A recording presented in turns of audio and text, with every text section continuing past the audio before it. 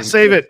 So much to say about that lady in her forehead. No, go ahead. Save the rage. No, say it now. Yeah, hello. We're live now. Hello, chat. Welcome to this part of the early part of the stream where we all say incredibly mean things about Leslie Headland because we don't realize that we're live. The headlamp. Leslie Headlamp. Oh man, yeah, she's something else. It's just another example of someone injecting themselves into the show. It's so much of her. She doesn't really care about the world or anything that really matters to the fans. This was just her opportunity to show what she cares about, and like, Oh yeah, with no talent though. We've got a Star Wars show here. Why don't you go make a Leslie Headland show? Mm-hmm.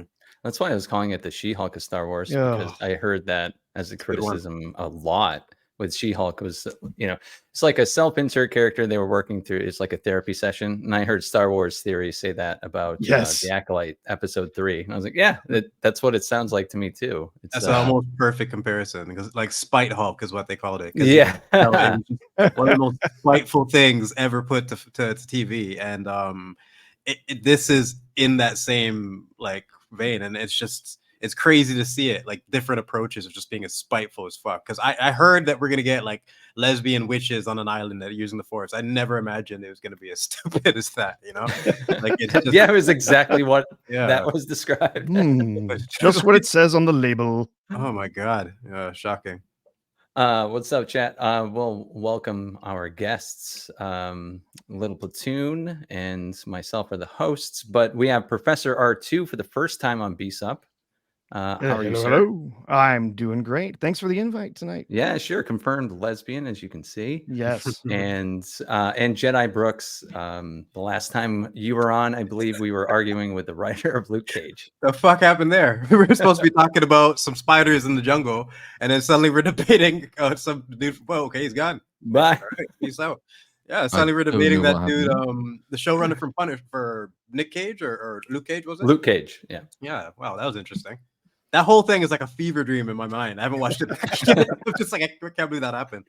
But interesting. Who knows who will join us this evening? Maybe Leslie will pop in and say hi, or that'd be spicy. Dave Filoni. That would be fun too. Oh man. Oh, this was a big thing on Brown's chat last night. And I actually finally made a clip of it. Everyone probably knows this by now. Yes.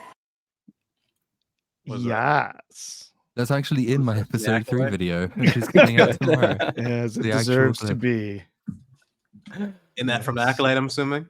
Oh, from an interview. It's the actress interviewer. I think it's a Star Wars celebration. There's a couple of like that. She also says like something costing lots and lots of money. Lots of money. She's just very, very useful for little out of context sound bites. So like my episode 3 thing is currently the intro is basically it's her making weird noises and Grace Randolph being a moron. Because what a combo. You got a lot of footage for that. Oh, there's so much of it.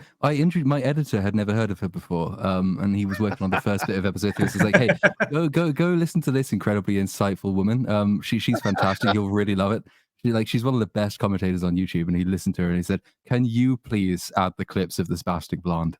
I was like, "Yeah, Okay, yes." Grace is, oh my god, she's insane, but like functioning somehow. I don't know. The things she says and like the rabbit hole she goes down, like there's no logical through line everywhere in terms of her reviews. It's just like stream of consciousness, and I have no idea how she got popular. Like even Stuckman, I can understand how over the years he can somehow build a fan base. Her, Grace, I don't get it. I don't understand at all. Yeah. She's been doing it for a long time. She had to be like grandmothered in, right? Grandmothered in, exactly. And like, she was connected, I think, reasonably, like to her own brain cells for a brief period of time. Yes. Also connected in the industry, and both of those connections have since been severed. But she's sort of still going. But she's just useful. You have to always though lower the volume on every one of her clips, which is it's really annoying versus everything else because it's like someone is using a bone saw to scrape your brain off the inside of your skull. Yeah.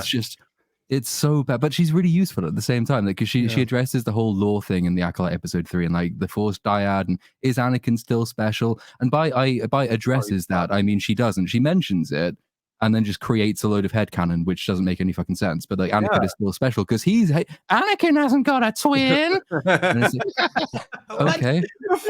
How's that even relevant to what they did? Oh, she never gets the big picture of anything ever any kind. Like she was confused by Mario's cat suit, saying that it was for like Japan or something. Like people Asian fairies. That was furries. Yeah, that's what it was. Like, I don't know. She's a strange one for sure. Yeah, I'm not against her at all, but I find it fascinating how consistently she has no idea what she's talking about. Yeah, kind of the queen of the room temperature IQs. It's amazing. She seems like the kind of person that has to have an opinion on everything. Yes, like, you don't have to review everything. I don't know. I think that's a big balance for all reviewers of like, because you can really reveal how little you know about a subject if you're one of those people that just wants to jump on everything for clicks, you know, and you end up saying stupid things that contradict yourself, and it's just not worth it. So try to stick to things you actually care about. But she just seems to hop on anything of any kind and just rambling nonsense. There's some great lines though, like the episode 3 one. She just what is I should say a flashback episode so quickly, hooray! It's like, oh well, I've got to use that now, haven't I? Like I've got to use that. That's just like the delivery. It just makes it sound like she's taking the piss, but she's not. It's just that she doesn't know how to be sincere. Anyway, listen to us being incredibly sexist against this hardworking, honest, and successful female YouTuber. Star doesn't need to go on. Clearly, we are part of the fandom menace that I've heard so much about over the last few weeks. Oh, well, hey, a super chat from Taylor Ramirez for $5 says, my favorite quote from Grace is that Vander wasn't a father to Powder and ranked him the lowest of the Arcane characters. Was she drunk? Like, what? What are you talking about? He literally saved her and was a father to her. That's all he was a father to her.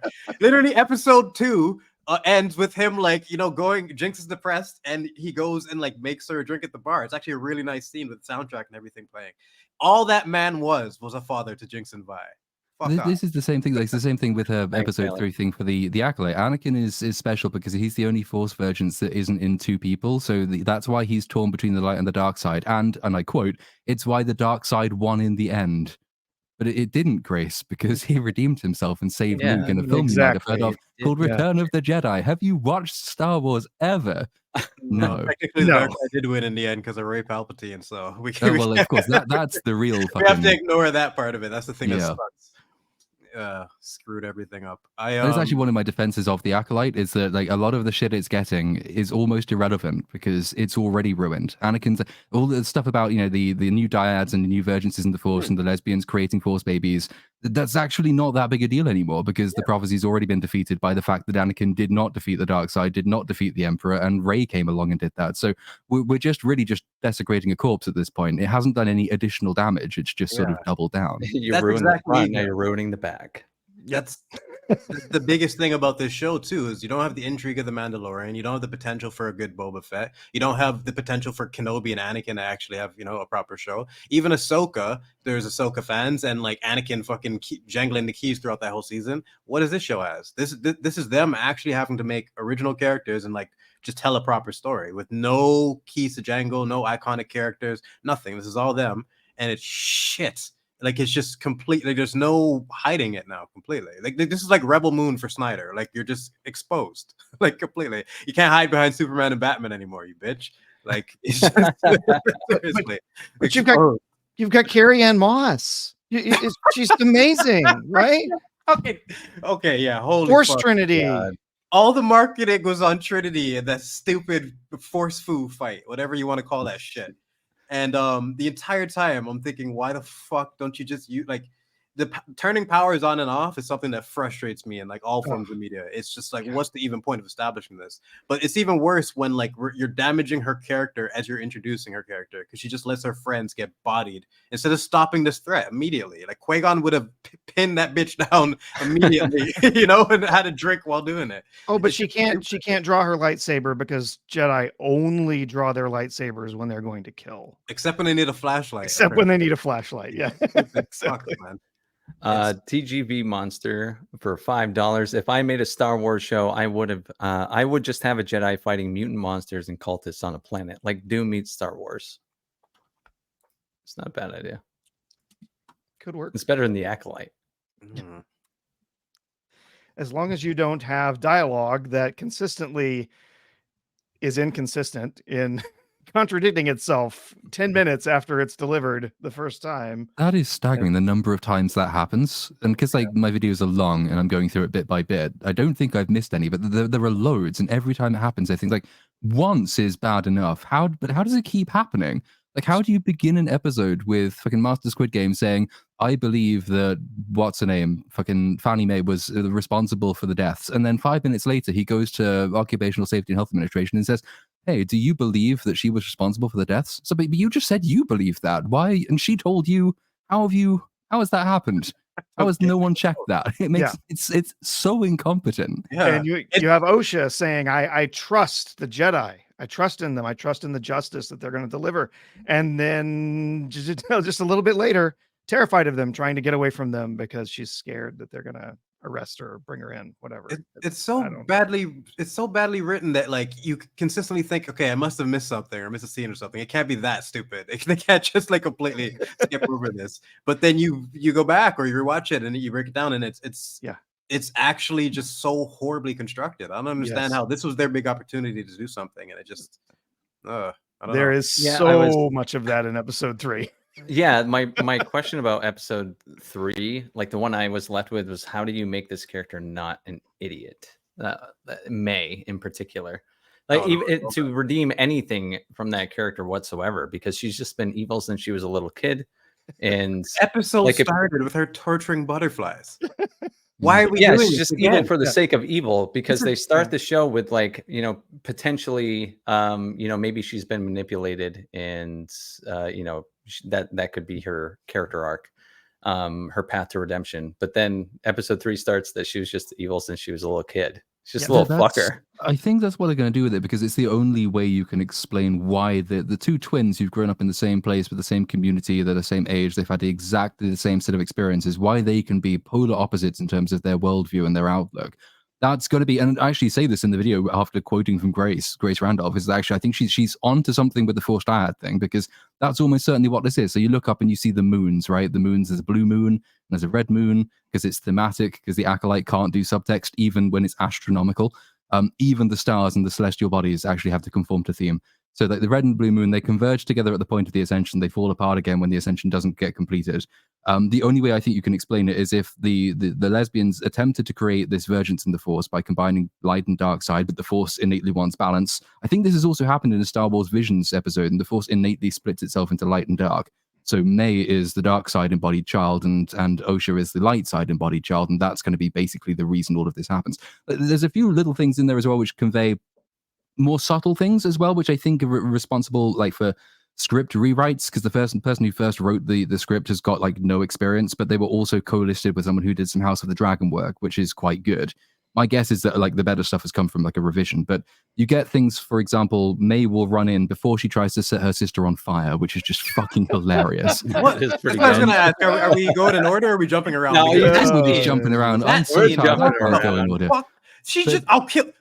Yeah, go ahead. I don't know. Well, just quick. I mean, like, so she runs in and she says, "We're stuck here now," and that means she's already done something, right? Like that's one of the subtle indications that it's not the. Obviously, it can't be a notebook that burns the entire fortress down anyway, because that's fucking dumb. But she says, "We're stuck here now," and when Squid Game runs in, that means he's already in the temple later. So the Jedi are already there as well. That basically guarantees that May has already been going around doing evil shit. The Jedi may have been helping her or may have been trying to stop her doing evil shit, but she will blame them for whatever she does. And we will find out more about that in a flashback episode, either in 4 or in probably 6, I would guess. We're going to get May's version. Like, we got Asha's version in this one. We're going to have to get May's version because it's just a big gap. Like, Tormund or whatever, the young, stupid Jedi Padawan, he had a scar that wasn't there earlier. So definitely something happened. Also, like the camera sticks so rigidly to Osha. When Osha is running through the temple and it's on fire, you hear like the screams of the witches above, and the camera never leaves Osha because it doesn't want us to see what's going on, which is a very, very clear tell that something is going on that is bad, right? So there's going to be a twist, and like to give the show as much credit as I can, like I don't think all of that stuff is particularly incompetent. It's just everything around it. It's the setup, the reasons for all of this stuff happening. It's how stupid the Jedi have to be to get into that position. And then, of course, it's the motive question is if you just want to drag the Jedi's reputation down to being effectively mini genociders, then it seems to me you've kind of missed the point in the spirit of Star Wars. But fuck it. I guess that means you can get employed by Disney these days.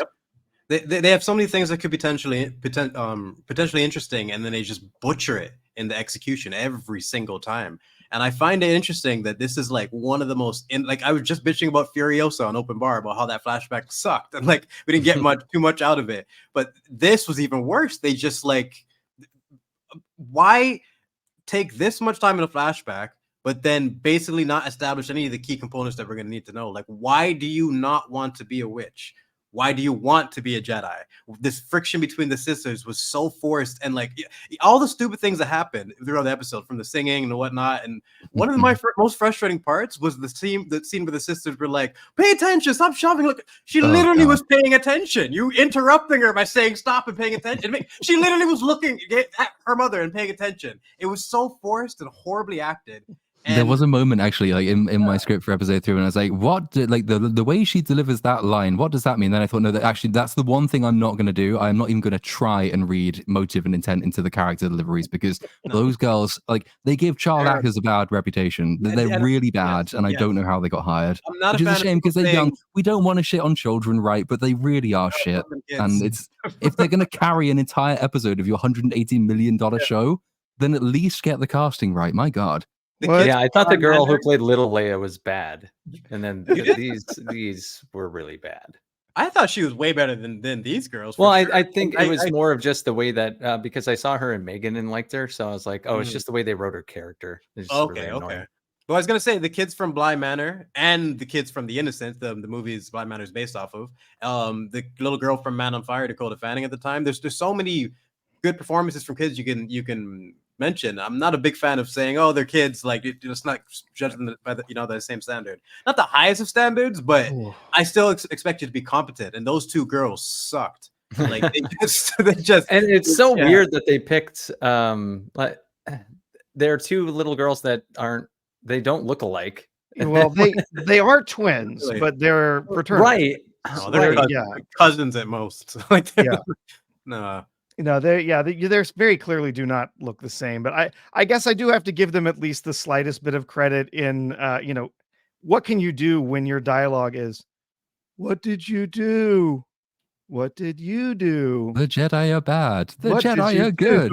It's yeah, especially it's not much. Yeah, you're right, man. So we'll have but a POV episode where May has that, like, from my POV, the Jedi are evil scenario. Yes. Oh yeah. Why did she just say, "I will kill you"? Why was she so upset why was she so upset that her sister didn't want to be a witch? They had 40 minutes to establish their perspectives on these things. Like, she literally saw that he had a robe and a stick that lights up, and she wants to abandon her sister and her family for that. Like, you need to do more than that. You can't, like, mad as well.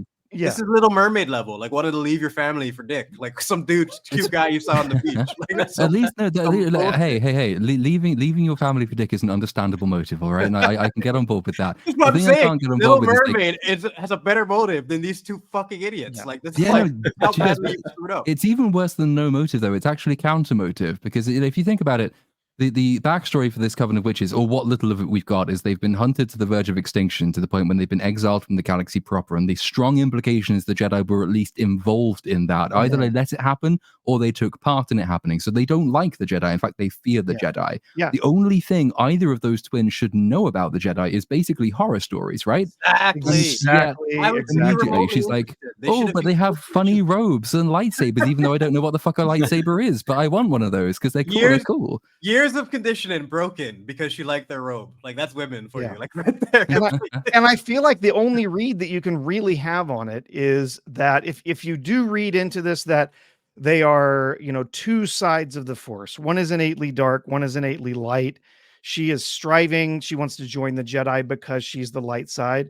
Of course, that completely destroys their very relativistic gray view of the world and of the Jedi, because clearly she's the good kid and she wants to join the Jedi. She's on the light sides, which means the Jedi would be the light, right? They fucking ruined it, man. It's so bullshit now. It's so, when is, just to pause this for a second, when is the last time, like, think of the moment, when's the last time you gave a fuck about the Force or any potential exploration of it? because I remember mine. It was when Snoke said, "It's bring Kylo Ren's ass back. It's time to complete his training." And then we never got any training in The Last Jedi. I wanted to see Darkseid training, and they fucking nothing. When that was when I gave up. When was your last time of actually caring about the Force being explored? Because now it's a joke. Yeah, I would say it's 2015. I think like with something like Star Wars, the way Kathleen Kennedy's handling it, she thinks it's forever. And Star Wars is such a cultural, it's so iconic that like I get why you'd think that, but you still have to nurture something like that. If you're going to make new projects, you still have to care. And if you're not going to make new projects because it doesn't need that anymore, like you still need to honor it. But they're not doing any of those things. She acts like it's just forever. Well, it's not, because if you keep putting stuff out like this, no one cares. And for me, I'm not as big of a Star Wars fan, but like I love the original Pirates of the Caribbean movie, and I feel like the sequels really diluted how special that performance was. It makes people forget how special like Johnny Depp's performance was. So that's how I kind of relate like what's happening to the MCU and Star Wars right now, and how it's being diluted. Like the specialness, if you just carry on and just keep producing shit, it makes people even forget why it was great in the first place. Yeah. And speaking specifically about the Force, they are diluting the Force and what it's worth, and who can have it, who can control it, who can use it, whatever. And then constantly introducing new Force powers. It's like every new show, every new movie has to have some new Force power to wow us or something. But then you end up with, okay, well, they can read minds. Now, none of this plot makes sense because they really should just be walking around reading people's minds. That's the big one in episode 2. Is like the fact that they can and they don't do it. In episode 3, the big one is we know they can levitate people when they fall, and he doesn't do it, which is the only reason that May falls down the hole. And it's fucking Star Wars. Everyone survives falling down holes. If they're the most important people in the galaxy, and the Jedi know they are important, right? It's very clear they are there for a specific reason. They are spying on them for a reason. They know they're training kids, and they know they have no father. The Jedi have some idea what's going on, and they think it's incredibly important. Why would you not at least go back and check that one half of the most important dyad you've ever learned about is actually dead? But they don't bother. They just take Osha and fly off back to Coruscant, because if they'd actually checked again, it wouldn't have worked. But if he'd used Force levitation, it wouldn't have worked either, because why keep showing us powers only to never have them come up again? And none of the 4 of them can sense that she's still alive. Like, what's they can't sense she's still alive. The witches have that power to they take over and mind fuck Tommen briefly. Like, that seems incredibly useful. I bet we won't ever see that again. Although the eyes go black, and that's what happens in the dream sequence. So maybe we will see that again. But we wouldn't be surprised if we never did. It's just that there's no sense of like control at all as to what powers are supposed to be, and it really does damage your story. That's one like the little basic things that if you get wrong collapses everything. You can discard all the points about lore and canon and continuity if you can't even get basic things right, like consistent like use of power, consistent power scaling, or even characters having to walk from place to place because they fucking teleport in this show. Then you're not going to have a good story, because everyone will be able to see it. Well, they'll look at the thing and say, but if you just done the thing you did in the last episode, none of this would work with it. And even normies can see that shit. It's just crap. This is what I find so amazing about it. They don't have any characters to ruin now, so now they're going after the Force. I think this show has done like so much damage to the Force in such a tiny amount of time, and just made it not just inconsistent, but just you have no investment in it whatsoever, because we have no idea what it's capable of, and even the basic things that Jedi should be able to do, they just don't. You establish that you can read minds, and then you don't. You're saying, "Oh, I believe you." Just fucking read her mind. Don't tell me you believe her. And watching people fall, and it just there's no excuse for it whatsoever. And we skipped over the first one, which was almost the worst. The fucking butter knife killing Trinity is like one of the stupidest things I've seen in a long time. Like, you're telling me that you're a Jedi Master and you can't deal with a knife, like a kunai throw, like you can't stop both. She was distracted, dude. You have to go backwards. It's like, not only you're putting people in danger by not just stopping her immediately, but you've taken it to the point where like you've literally died because you don't have the skill to stop 2 things at the same time. It's just bullshit. You can't show all the things we've seen with the Force and then show something like that. To quote Han, like, that's not how the Force works. Like, you can't do that. It's ridiculous. Well, it's literally part of canon that the whole reason that Jedi are able to block a blaster bolt with a lightsaber is that they can use the Force to see very briefly into the future, so they can see what's coming. That's how they're able to move the lightsaber fast enough, get that in the way. She would see the damn knife coming. It's so stupid. And then, of course, there was who was it? I think it was Dark Hours video where he was talking about. Of course, let's not get into the discussion of the human sternum and how deep that blade would actually go. I don't even think it would have killed her. her. I think it might have just fallen down, like she had a bruise or something. Well, it went like it was stuck into her chest, and then maybe not actually injured her all that badly at all. So it's ridiculous. Yeah. I just you have Reva get stabbed, impaled with a lightsaber. She's cool. And then you have Trinity get like poked with a butter knife and she's just insta-killed. Like, what the fuck? In my review, I said Reva was like, remember that scene in Happy Gilmore when he jumped in front of the fucking baseball machine and just kept hitting the baseballs over and over? That was like Reva with those lightsabers. Just tanking those lightsabers. Yeah. Reva is one of the worst things they've ever done. Like, there was too many other things to talk about in that show, but like, it's if you really look at Reva's story, she really is one of the worst ideas ever Disney has come up with. She is. It's actually one of the things I said in my video for episode 1 for the Acolyte is that like one thing to its favor at that point is that they hadn't made the villain irredeemable. So nothing we'd seen May do was as irredeemable as Reva going around the galaxy helping people kill children to get back at someone who killed children because she did it's fucking, it makes no sense. But B, that's just you can't really come back from that level of evil. Whereas at least with May's character, we know the Jedi had done something wrong. She does have a point of view. She might still be bad, but she could be redeemed. And if the show does try and redeem her, it's not yet in the position where it can't possibly redeem her, but will try anyway, which I think is one of the things that really grates with Reva is that you made her so bad and then you portrayed her as a victim. And say, no one's believing that. That's cry-bullying. Stop it. But if it does turn out that May is the one who burns the entire witch coven to death, or if it does turn out that May has killed loads and loads of innocent people, which they're sort of leading you to suspect she might have done, then they're going to have a problem if they do try and redeem her later. At least Vader dies. When Vader redeems himself, if he'd lived, he would have been condemned to death for war crimes, right? But he died, so he escaped. Yeah. And that works. I just don't see how they're going to do the same thing with May. You're not going to see Vader go down and be cool with Han after, like, they're torturing him and everything that he did. Yeah. That's not an option. And with Reva, in her opening scene, she threatens Owen and threatens his whole family and then chops off an old lady's hand for no reason. It's like, you're done. You're done. You've said 3 things and you're already it's over for you. She also could have just read Owen's mind, like she did later in the series. Why? No, not later in the series. Like later in like the episode. I think it was episode 2. I think it might have been 2. It was 2, I think. Yeah. Like it's so stupid. Not too much longer. And the end scene with Luke, why she even give a fuck about trying to kill Luke? And I don't think one of the best examples I've ever seen of treating your audience like they're completely stupid. The flashback, like showing herself and then actually like having the nerve to do the full flashback as if we're not paying attention. It's just, man, holding your audience's hand in like the craziest way. And yeah, May is going to be, I have a feeling this is going to be just as bad as Reva by the end. They just haven't cooked up to it yet. Oh yeah, we still have 5 episodes to go. Oh, there's so much left for them to do. So much more damage that they can. Is there? I feel like we're all watching now, and this is kind of like, I think stylistically, like we were saying, it's more She-Hulk, but I think its impact on Star Wars is similar to what the Marvels was. I feel like that was the last big hurrah, and everyone just didn't give a fuck anymore, and everyone's just gonna watch that burn. I think people already didn't really give a fuck by the time the Marvels came out, whereas people, I think, are pissed off with the Acolyte in a way that no one was really pissed off with the Marvels because everybody sort of baked it in by that point. It's useless and incompetent. It'll be terrible, and it's a continuation of a long trend.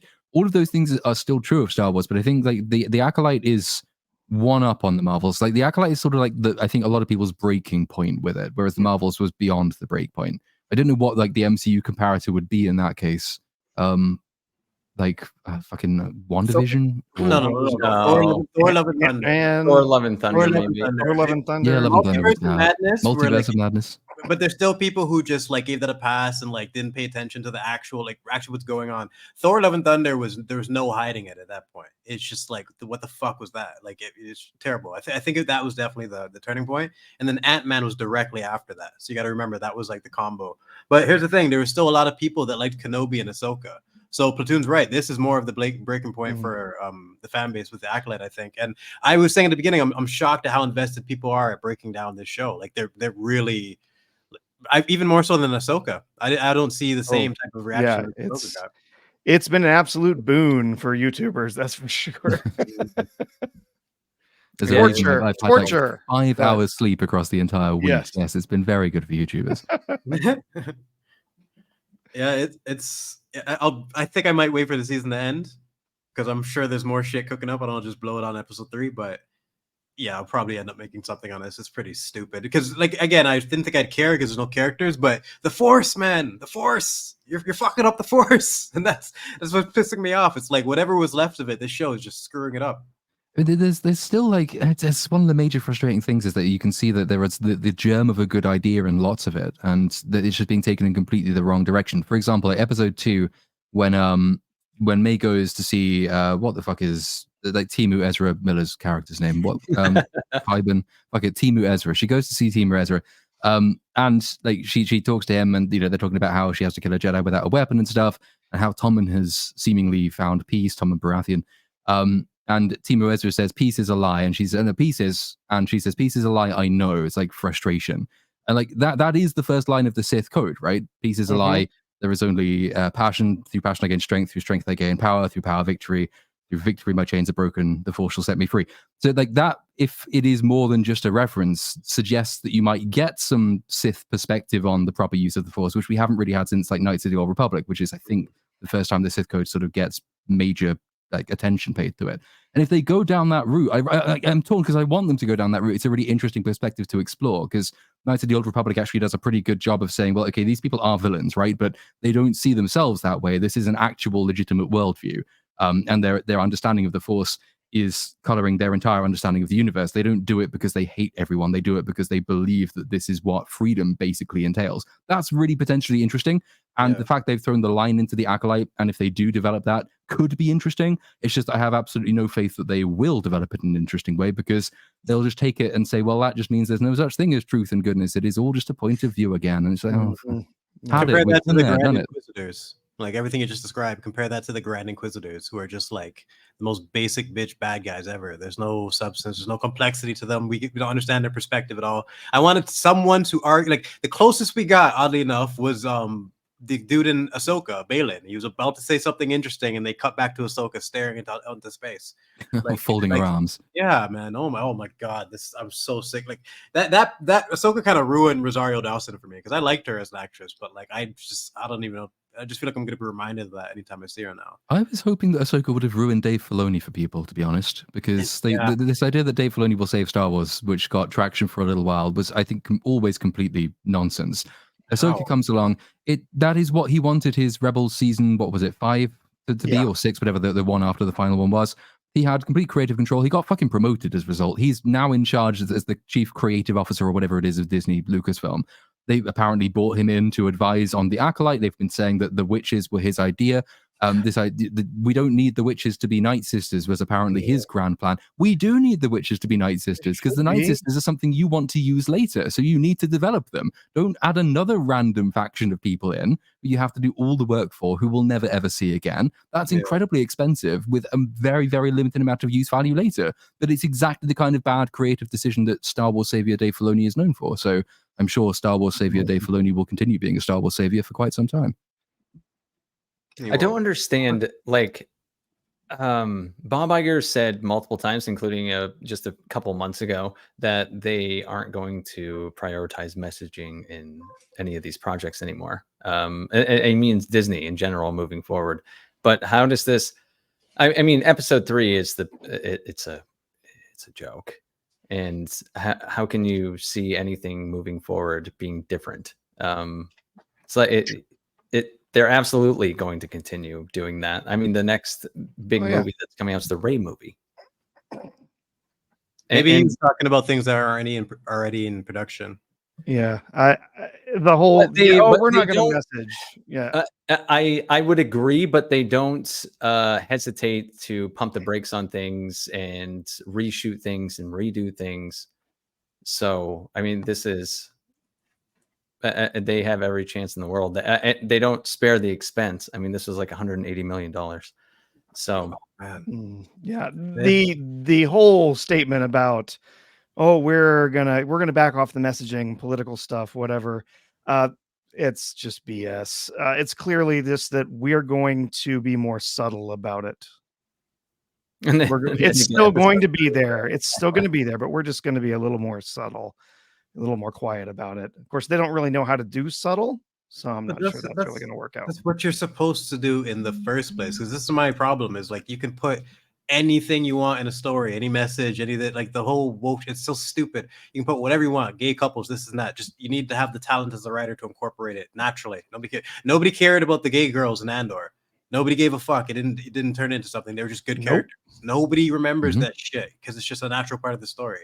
But when your first thing about the story is to say that it's the gayest Star Wars ever and R2-D2 is a fucking lesbian, and then I think you're a crazy person. He's a robot. He's a trash can. What? Why would she say that? Yes, why would she say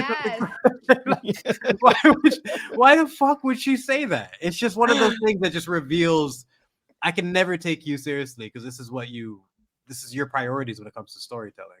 Yeah, and we get this introduction, of course, in the third episode of The Thread, right? That this is going to be some sort of I'm not sure exactly what they were hoping for there. Obviously, it seems like this particular group of lesbian witches, whatever, is not going to be around anymore. They seem to now be extinct, except for perhaps one or two. But the introduction of this idea of the thread, do you really feel like that was them trying to change how the Force is perceived? Or was this something, maybe some sort of indigenous way of knowing of the Force that they were trying to insert into the I think it story? serves both purposes, honestly. I think they just want to do the exact same thing but be different, so they can be like, look, well, that was the disappointing thing about it, right? Because I was listening to that, and actually, again, the episode 3 review should be out tomorrow. I said it would be Sunday, but it turns out doing 3 90-minute videos in a week almost killed me, so it will be out tomorrow instead. But they make this point there, which is that you can compare that scene when she's explaining the thread to Obi-Wan explaining the Force in A New Hope. And it's the same thing. All they've done is effectively changed it up semantically. They've just changed a couple of nouns and a couple of verbs, but functionally it's exactly the same. The Force is not a power you wield; it's a thread to be pulled on. So okay, but that's not really anything, is it? That's the same thing. It's a force. It's not a thread. It's not manipulated or wielded. It is pulled. It is used. It's like all you're doing is changing a few verbs. And what I really wanted from that scene was actually some massively different perspective. The idea they're going for is quite clearly, they are referring to the same thing. They have a different language with which to refer to it, but they also want to imply that there is a philosophical difference in their attitude toward it. Now, I got the difference in wordplay. That was fairly obvious, but there's no real clear identifying sense of what the difference in perspective is. Exactly. What is it that they understand about the thread that they don't get about the Force? We never actually got their real perspective. They just I'm open to different interpretations of the Force, but you need to show the philosophy behind it, why you do use it the way you use it. And you can't completely introduce things that we've never seen before. Like you need to have some type of consistency with it, and then you can explore, just like everyone having a different interpretation of religion. Like it just works like that, right? And that could actually be interesting. But we've had this opportunity with the Sith this whole time. They haven't done shit with them, so why are we expecting them to explain the thread? Like that's why I asked earlier. Like in Ahsoka as well, same thing. Because these should be Night Sisters, just because we need a definitive, solid, well-grounded faction that is not Jedi or Sith, because apparently we need that going forward. Pick one and explore it. Don't keep picking new random ones, because then you will actually have the time to develop stuff like this. There's also missed opportunities. There's the usual contradiction when she says she throws a blue onion around the room, and then she says, but it's not a power to be wielded, even though she just did. She uses it as a weapon, then she says it's not a weapon to be wielded. It's but you just did that. And then you get the other bit, which is these kids, they're about to go to the Ascension ceremony. This is the day before the Ascension, so they've been brought up in this community for ages. Why are we doing entry-level Force 101 for these guys? Can you not trust the audience to skip ahead to something which is actually more high level, which will tell the audience more that we don't already know, because the kids will need that extra information. Otherwise, if you're just preparing them for the ceremony the day before the ceremony, then you're just pretending that nothing existed until the cameras got on them again. Yeah, I didn't even think of it that way. That's so true, because You're not giving us anything we don't already know. We wouldn't be here if we didn't know this already. This is your No, opportunity. but they wanted to make a new show, and all they know is like the fucking Old stuff.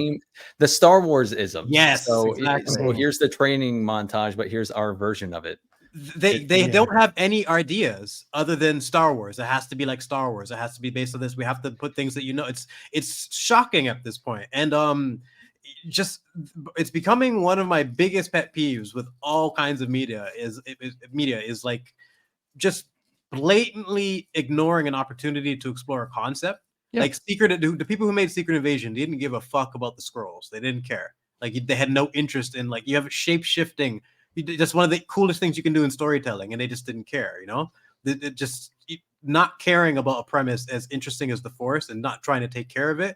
It just frustrates me. Like, why even do this show if this is how little you care about the why introduce this supposed philosophy regarding the thread instead of the Force and how it is whatever, and then you literally have her introduce the concept, and then she does a force pull on a piece of fruit and then turns around and does a force push or force Hadouken or whatever. It's like it's the exact same powers we've always seen. There's nothing different about what you just did from what Jedi are doing, other than you look really silly doing it, right? They could have shown the different types of control. Like, some people are actually, you can lift massive weights, but they can't actually control with dexterity. Where some people can't lift more than 5 pounds, but they can write a full sentence type thing. Like, different areas of the Force that people can utilize. And just, I don't know, it makes me sick that they have this little interest in a premise as interesting as the Force. Like, there's something to do with it. Yeah, that's also where we get the introduction of the power of one and the power of two and whatever, where she force pushes one lady, and then there's 2 ladies that are supposed to be more powerful. Then they come and they force push her. She knocks them over too. What's the point? What's the point? What did we learn? You're just OP. You're just showing off at this point. You're not teaching. You literally brought everyone to this room to show off and talk a bunch of bullshit, because you didn't show us anything new. And you didn't show these girls anything fucking useful. All they did was fucking push. They weren't even paying attention. They were pushing each other the entire time. It's a botched scene in so many fucking ways. It's a little slap fight going on in the background. Yeah, you know what? I'm probably making a video. I'm kind of getting fired up. We're getting Jedi amped up for What's this. going on here? Yeah. Fucking stupid. Just that scene alone is just, oh. Everyone, you've seen. I'm assuming everyone here has seen Breaking Bad. Hopefully. Oh yeah. Do you remember the flashback with the twins? It's like a 2-minute scene where you see them as kids, and you see the leader of the Salamanca family as, like, when he's actually young. He's on the phone and he, like, drowns the kid, and the brother's, like, trying to save his brother. Do you remember that? Yes. Anyone remember the flashback? Anyone? Vaguely. So the 2 twins in Breaking Bad. Such a long time, kind of. I'll make it simpler. You remember the twins in Breaking Bad? Oh my goodness! Yes. The serial killer twins that were coming to kill Walt. The 2 Oh yes, God. You've seen the show. Yeah. Okay, it's been a long time. Those 2 guys had like a 2-minute flashback at the beginning of one of the episodes, and I think that 2 minutes was more effective than this whole episode. That's the point I'm trying to get to. I'm not even kidding. After the stream, I'm gonna go watch that and be like, wait, what could I dig out of this? And, like, because I think I might have gotten more out of that in terms of what made them turn into those 2 serial killers. Then I feel like I know less about Asha and May after the flashback. Like, how's that fucking possible? So it's just, that's not what you're supposed to do with the flashback. So I might take a look at that. Yeah, and I would believe you too. I don't remember much of the show, obviously, but I do remember thinking. Well, I remember how it made me feel, which is like, this is fucking wonderful. No, that's how many shows are consistently quality for 5 seasons and have a satisfying ending that has good payoffs for all the characters, and, like, it's as close to a perfect show. Nothing's perfect, but Breaking Bad is pretty close, man. It's, for anyone who hasn't seen it, just quality shit.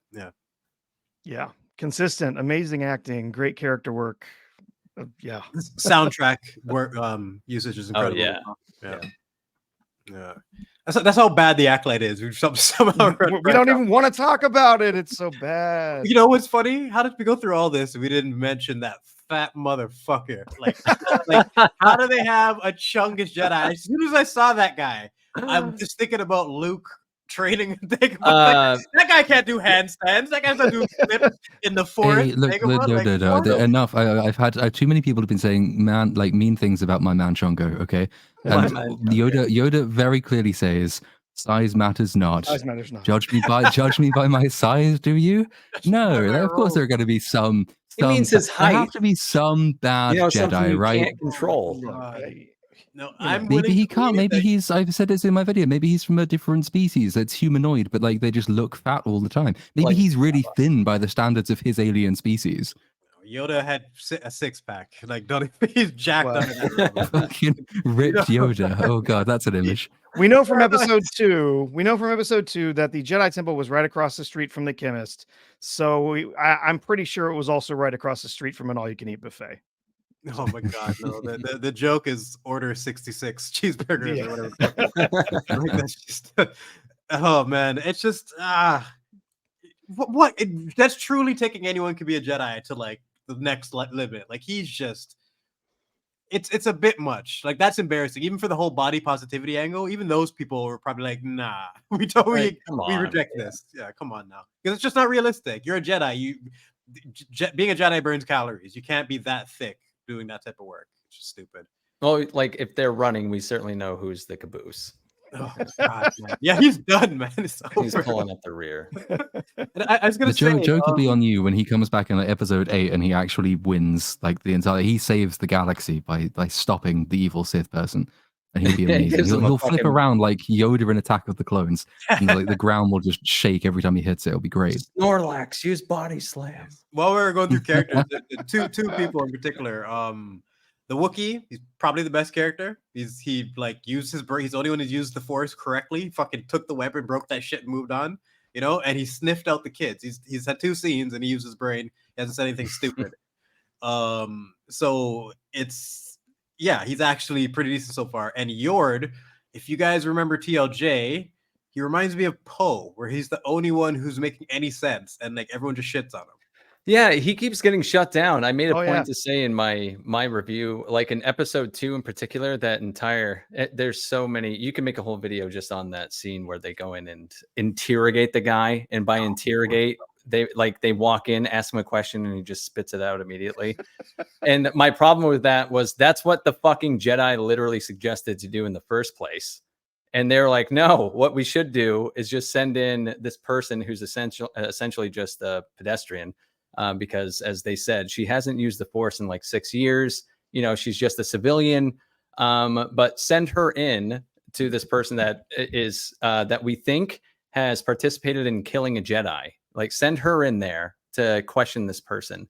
As soon as she walks in, within one question, he recognizes her. So they bust in and just do the initial plan that the Jedi suggested in the fucking first place that they said was a terrible idea. Why do they do this? It's just, and why not just go in? Like it's another situation just breaking my understanding of the Force. Of how many times you said you counted the contradictions, Bloom. How many times did they not use their powers when they should have? Because that was one of the times you're interrogating. That's almost impossible to quantify, though, because it's basically every second of every scene they are in after you've established that they have the power. Certainly in episode 2, because it's like, do you count the entire interrogation scene as just one instance, or is it the several instances in the interrogation when they could have done it? So I couldn't put a number on it. It's just a lot.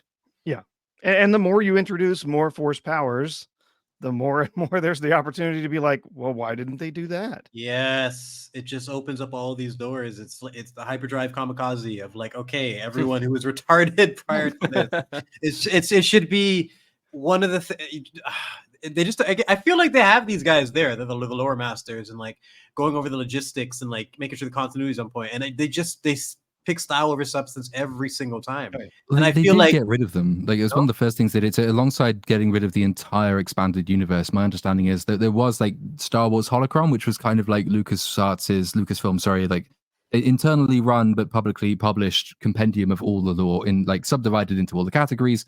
There's like strict canon, there's like semi-canon, that there's very loose canon which will be superseded by anything in a preceding category. And on top of burning the entire expanded universe, they shut down the holocron and fired the person responsible for maintaining it. So effectively, no, they don't any longer have anybody inside Disney working out what powers exist, where, when, how they should be used, how it meshes in, how the timeline adds up. They didn't think that was worth having, which is just staggering. They ostensibly have Pablo Hidalgo, who is supposed to be in charge of that, who clearly is risen above his abilities in that, risen to the level of his incompetence. Because, yeah, no, it's terrible. Star Wars and Marvel have this problem to the 10th degree. And I hold them, I'm harsher on them too, because when you have sci-fi mixed with fantasy, you basically means you can do whatever the fuck you want. You just need to have the ideas are really easy, but you need the talent to make sure the execution is on point. And it's just, when you have all this potential, you can do anything with 2 different franchises and you consistently make garbage. It's just shocking to me. And like I have this personal theory about vampires, that a part of the reason vampires are taking more, like casual people won't take superheroes seriously, like unless they're into them generally. But vampires media is usually taken seriously, from like True Blood to like any of the media you could think of. But it's because vampires have an inherent system that like you can kind of understand, and just that alone makes it easier to take stories with them more seriously. And superheroes and Star Wars and all that is missing that when it doesn't have to. They could have established these things over time. But then you have people like Wanda and Doctor Strange that just break everything. You have shit like the Acolyte just breaks everything. Why not just keep it simple and like I just feel like this is a fundamental aspect of storytelling, to like keep it grounded, keep it consistent, so we can actually care about your story. I don't get it. Yeah, I think a lot of that was ruined before we even got to the Acolyte, unfortunately, because we have a force mind reading from from the sequels. We have force healing from the sequels. And it just makes a real mess of a lot of storytelling. Why did Kylo die and Rey didn't? Like, what happened? What the fuck? It's shit like that. So, you know what I mean? Like, what? It should. When you imagine watching that with a little kid and they ask you, and you get when you can't tell a little kid the answer, and there's just nothing. It's just complete nonsense. Like that's when you've crossed the line, like just broken it. Like I would have had an issue with that if I was 5 years old. For sure. Like, just what the fuck was that? Probably died of a broken heart. Can you see the $180 million budget on the screen? $750,000 a minute? No, not at all. Godzilla -1, 12 million. Yeah, I really question where these budgets go, especially something like that for this TV show, because they don't have any big name actors that are getting big paydays or anything. No. Yes. Usually the excuse. Yeah. Like this competing comments, like building a massive set but only using it once. I'm sure they've done that a couple of times, because I think they did build a lot of sort of set stuff, and they did a lot of location work and lots of practical in terms of like scenery and things like that. And the cost of that will rack up. And if you are only using it once and you're building something brand new for whenever the next thing you're doing is, then of course it goes up again. So it wouldn't surprise me if it was just like incompetent on the production side of things, not being able to reuse things like that. Though I am pretty certain the first 2 planets you go to, Ueda and Olega, are the same place. It's just from a different angle. Like they're both on this rocky outcrop, and it's just on one of them, the distant shots from the left. On the other one, it's from the right. And one of them's at day and one's at night. So I think they may have just built one place and then filmed it from both sides, but I could be wrong. I don't know. There's just so many things you can do. I think back to The Descent. If you like, they've seen the movie The Descent, there's no caves in that whole movie. They built that whole thing, and they use clever angles to like reuse different parts of it. And there's just so much work that went into it, and you would never know if you watched the movie. It looks like they're fucking underground. You can never tell. And I just love looking at that, the creative work that goes into it. And then shit like this, you have so much more money, and you don't give a fuck, or maybe you do, but like you said, the priorities are all over the place. Not understanding how to build things that you can reuse and just be efficient. But then who are these people getting inspired from? Like that's what James Cameron got famous for, like working like 18-hour shifts and like on like a shoestring budget and getting amazing work done. You can do it if you care. I just have no sympathy for these people who just lack an interest in the art form. You think Leslie Headland's working 20-hour days on the Acolyte? Fuck no. She's like, No. when's the? I'd be surprised if she's like watched the OT in like since she's got the job, if or even like. You can't be a fan of the OT and make this. I just refuse to believe that. You can't be. No, I heard theories say that some people working on this have not even seen the they haven't even seen the original trilogy. Yeah. So, I mean, it checks out based on the interviews that we've seen and stuff. Yeah, specifically the writers for the second episode, right? Or was it the third? I can't remember. Think it was the third. second. They should be. Yeah, we'd have to double check on that then. Maybe it was the third. They had at least one of the writers that Leslie Hadden openly said that she hired that writer because she didn't know what Star Wars was. It's crazy. What's the thought? I don't know. That thought process is just not working because they keep consistently doing it. And I feel like they shouldn't be obligated to be fans, but they should fully understand why the fans love it. Like you need to like, I don't like it, it's not for me, but I completely get the appeal. If you don't get the appeal, like why Star Wars works. Like even Star Trek, for example, I never really watched Star Trek, but my parents did, and it was around me all the time. And through everyone else talking about it, and like I pieced together, and I understand why Star Trek is special. The ideas they explored, and it's true sci-fi compared to Star Wars, which is like a sci-fi fantasy mix, right? I can understand that without ever watching the series. But if I was to make a Star Trek show, I'd watch every piece of media that ever existed, and they just don't do that. They don't care. That's the most important thing. It's the best written of all the Disney Star Wars shows was Andor, written by Tony Gilroy, who is self-professed not a big fan of Star Wars. And, it wouldn't be in his top 10 list of things to write.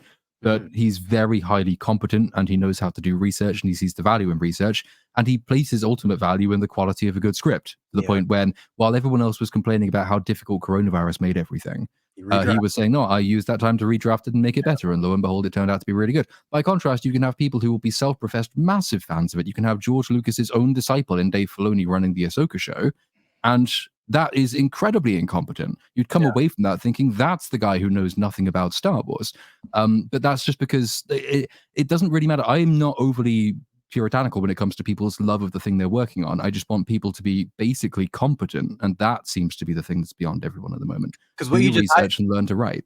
What you just highlighted is that he's not a Star Wars fan, but he's a fan of writing. He's a fan of storytelling. He's passionate about making sure that the script is on point. He cares about redrafting. He's not Ryan Johnson going with his first draft made out of fucking crayons. Like it's insane. He just scribbled it in, and I just think the difference is nuts because people get the question with Andor. Everyone just says, "Oh, it's boring," and they say, and there's two things. They say it's boring, and they say it's not Star Wars, and like the boring and the subjective, whatever. I think it was it was obviously slow paced, but it was worth it. Look what they're building up to, right? The second is people saying it's not Star Wars. That's where I think it's bullshit, because the beauty of Star Wars is there's so many different things to appreciate about it. And one of my favorite things about Star Wars is the world and seeing the Empire actually be competent, and that's what I got from Andor. So just because there's no fucking lightsabers in it doesn't mean it's not Star Wars. So like, Star Wars is more than lightsabers and the Force and all that bullshit. Show me a good story in that world. That's it. That is the frustrating thing with that argument, because usually people who say it's not Star Wars and you say, well, what is Star Wars? What is adventure? It's fun. It's lightsabers and lasers. Okay, but you got all of that in Mando season 3, and that was fucking awful. Exactly. All of that in Ahsoka, and that was fucking awful. There's loads of lightsabers in the Acolyte. That's got an adventure. There's lightsabers. There's laser guns, probably. Like none of that. Like that's one part of what made the film so successful. And to the extent an olive branch to people who do think that the Andor is boring or that it isn't Star Wars, I would happily have traded the budget for Andor and spent that on a good Star Wars film of that written quality, because that's the only way you can save the franchise anyway. It has to be a cinematic thing. And Andor was incredibly expensive. Andor was probably the wrong strategic... No, I see probably. Andor was certainly the wrong strategic move for a franchise in the dumps, as Disney Star Wars is. That's the kind of thing that's popular when people are already in love with what you've built. It's not the kind of thing that will actually save it. No matter how good a Star Wars TV show is, it will not recreate the love that only the cinema can bring to Star Wars. So if you're going to spend upwards of 180, 90, $200 million and Andor was an expensive show, I would way rather you put that into a movie than an Andor show. But otherwise, judging based on just what we've had, it's the best of what we've got. So I'm going to celebrate the qualities of it. That the quality of Andor didn't do anything to help Star Wars because of how burnt out the fan base already was, and the fact that, like you said, it wasn't a film. Star Wars became famous because of the movies. Like it was something special and iconic, and they turned it into a bullshit streaming service now. Nobody gave a fuck about Andor. I watched Andor just because I'm just okay. I gotta check this thing out. What is this Andor thing? All this, everyone's saying it's good, but who gives a shit about this guy? The guy who died in Rogue One. Like, who cares? But you watch it, and like from the very opening scene, I was like, when is the one of the things that drives me nuts is the whole like people not understanding that a gun is a ranged weapon and just walking right up and getting disarmed. The way they did it in Andor, like, here, I have the thing, take it, it's in my pocket. No, I'm not moving, taking it's in my pocket, luring him in to actually disarm him. I'm like, oh, this is actually refreshing. I can't remember the last time I've seen like a competent disarm, because I'm really sick of the whole like nonsense that you see in like Sabine running up and punching people with her guns, and then her helmet just randomly falling off when she gets hit. Like, you don't understand the point of arms or armor, apparently. Sucker punching robots. Like, you don't understand metal either. She's like 90 pounds punching a droid in the head. She would break her wrist and fall on the ground and cry. I'm sorry. Like, why not show that and actually like get some, like, that would have been much better. Like, have her like having to carry herself out of that situation instead of the stupidness that we see. They just can't have them have any flaws whatsoever, and it just create bullshit. Oh, it's so frustrating. Well, and the droids would have had blasters. They would have been trying to take him out from a distance anyway. They wouldn't have been coming in for a fist fight. Oh my god. From memory, one of the droids just leaves and then comes back to like watch her fight the other like Jedi chick. Just watches them fight. I just that show is terrible, man. What's going on, Star Wars? What's going on? We're masochists. Random film talk. That's it. Damn. Well, we got an hour in on the Acolyte. Any other? Anything else on that topic? Covered the Fat Jedi. We covered the Fat Jedi. Yeah, Power of One, Power of Many. You said an answer me. Why did May want to fucking kill her and burn everything down? Like, that's the one part of this I just can't get. That's the last. It's an interesting move. You can't leave. I'm going to kill you. Right. The only thing it could be is that she was being manipulated since she was a kid. That could like salvage it, not salvage it, but at least be a reason. Even that could, but even that's going to be really hard to do because they've portrayed the convent, the fortress, Fort Vagina, as like this incredibly cloistered place. Like, no one gets in around. That's the other baffling thing about it. So I want to know who made it, how long it's been there. It looks like not everyone who lives there are witches. But then why do none of the villagers who presumably inhabited this place have any kids of their own? What do we gain by not having kids? Surely, if you want to show that like Osha is got cabin fever and she wants to get out and she wants to have her own like stuff in her own life, having her play with the village kids and then being told off for it and coming back and dragged back inside is just so much of a better way to show the contrast between the life she wants and the life she doesn't have. And the one she does have, as opposed to just having create this motive out of fucking thin air. Like, there's loads of unanswered world building stuff, but for the big question as to why May is doing it, manipulation would probably make sense. I just don't know how you could have had her being manipulated while under the watch of these cultists, unless, of course, Mother Anus Eye is actually the Sith person that we see waving a lightsaber around while telling us how bad weapons are in episode 1. It's the only way to make this character not suck. Yeah, she's gonna suck. What do you mean? Yeah, May is doomed. No, she is. She's doomed, but it's the only path, and it has to be perfectly done, and that's not going to happen. So it's going to be an explanation, not an excuse, because we're going to look back and be like, "Why the fuck did she do this, and it's just all broken. It's the show is breaking itself immediately. Left and right. I think Platoon already mentioned it. The fact that they can't seem to decide how much time it takes to travel from one place to another. What is going on here? They're just magically, they've gone, they've recovered the prisoners, they're back in a couple of hours from some distant planet. How long is the walk from this coven, this fortress on top of the mountain down to this yellow tree that we're seeing earlier in the episode?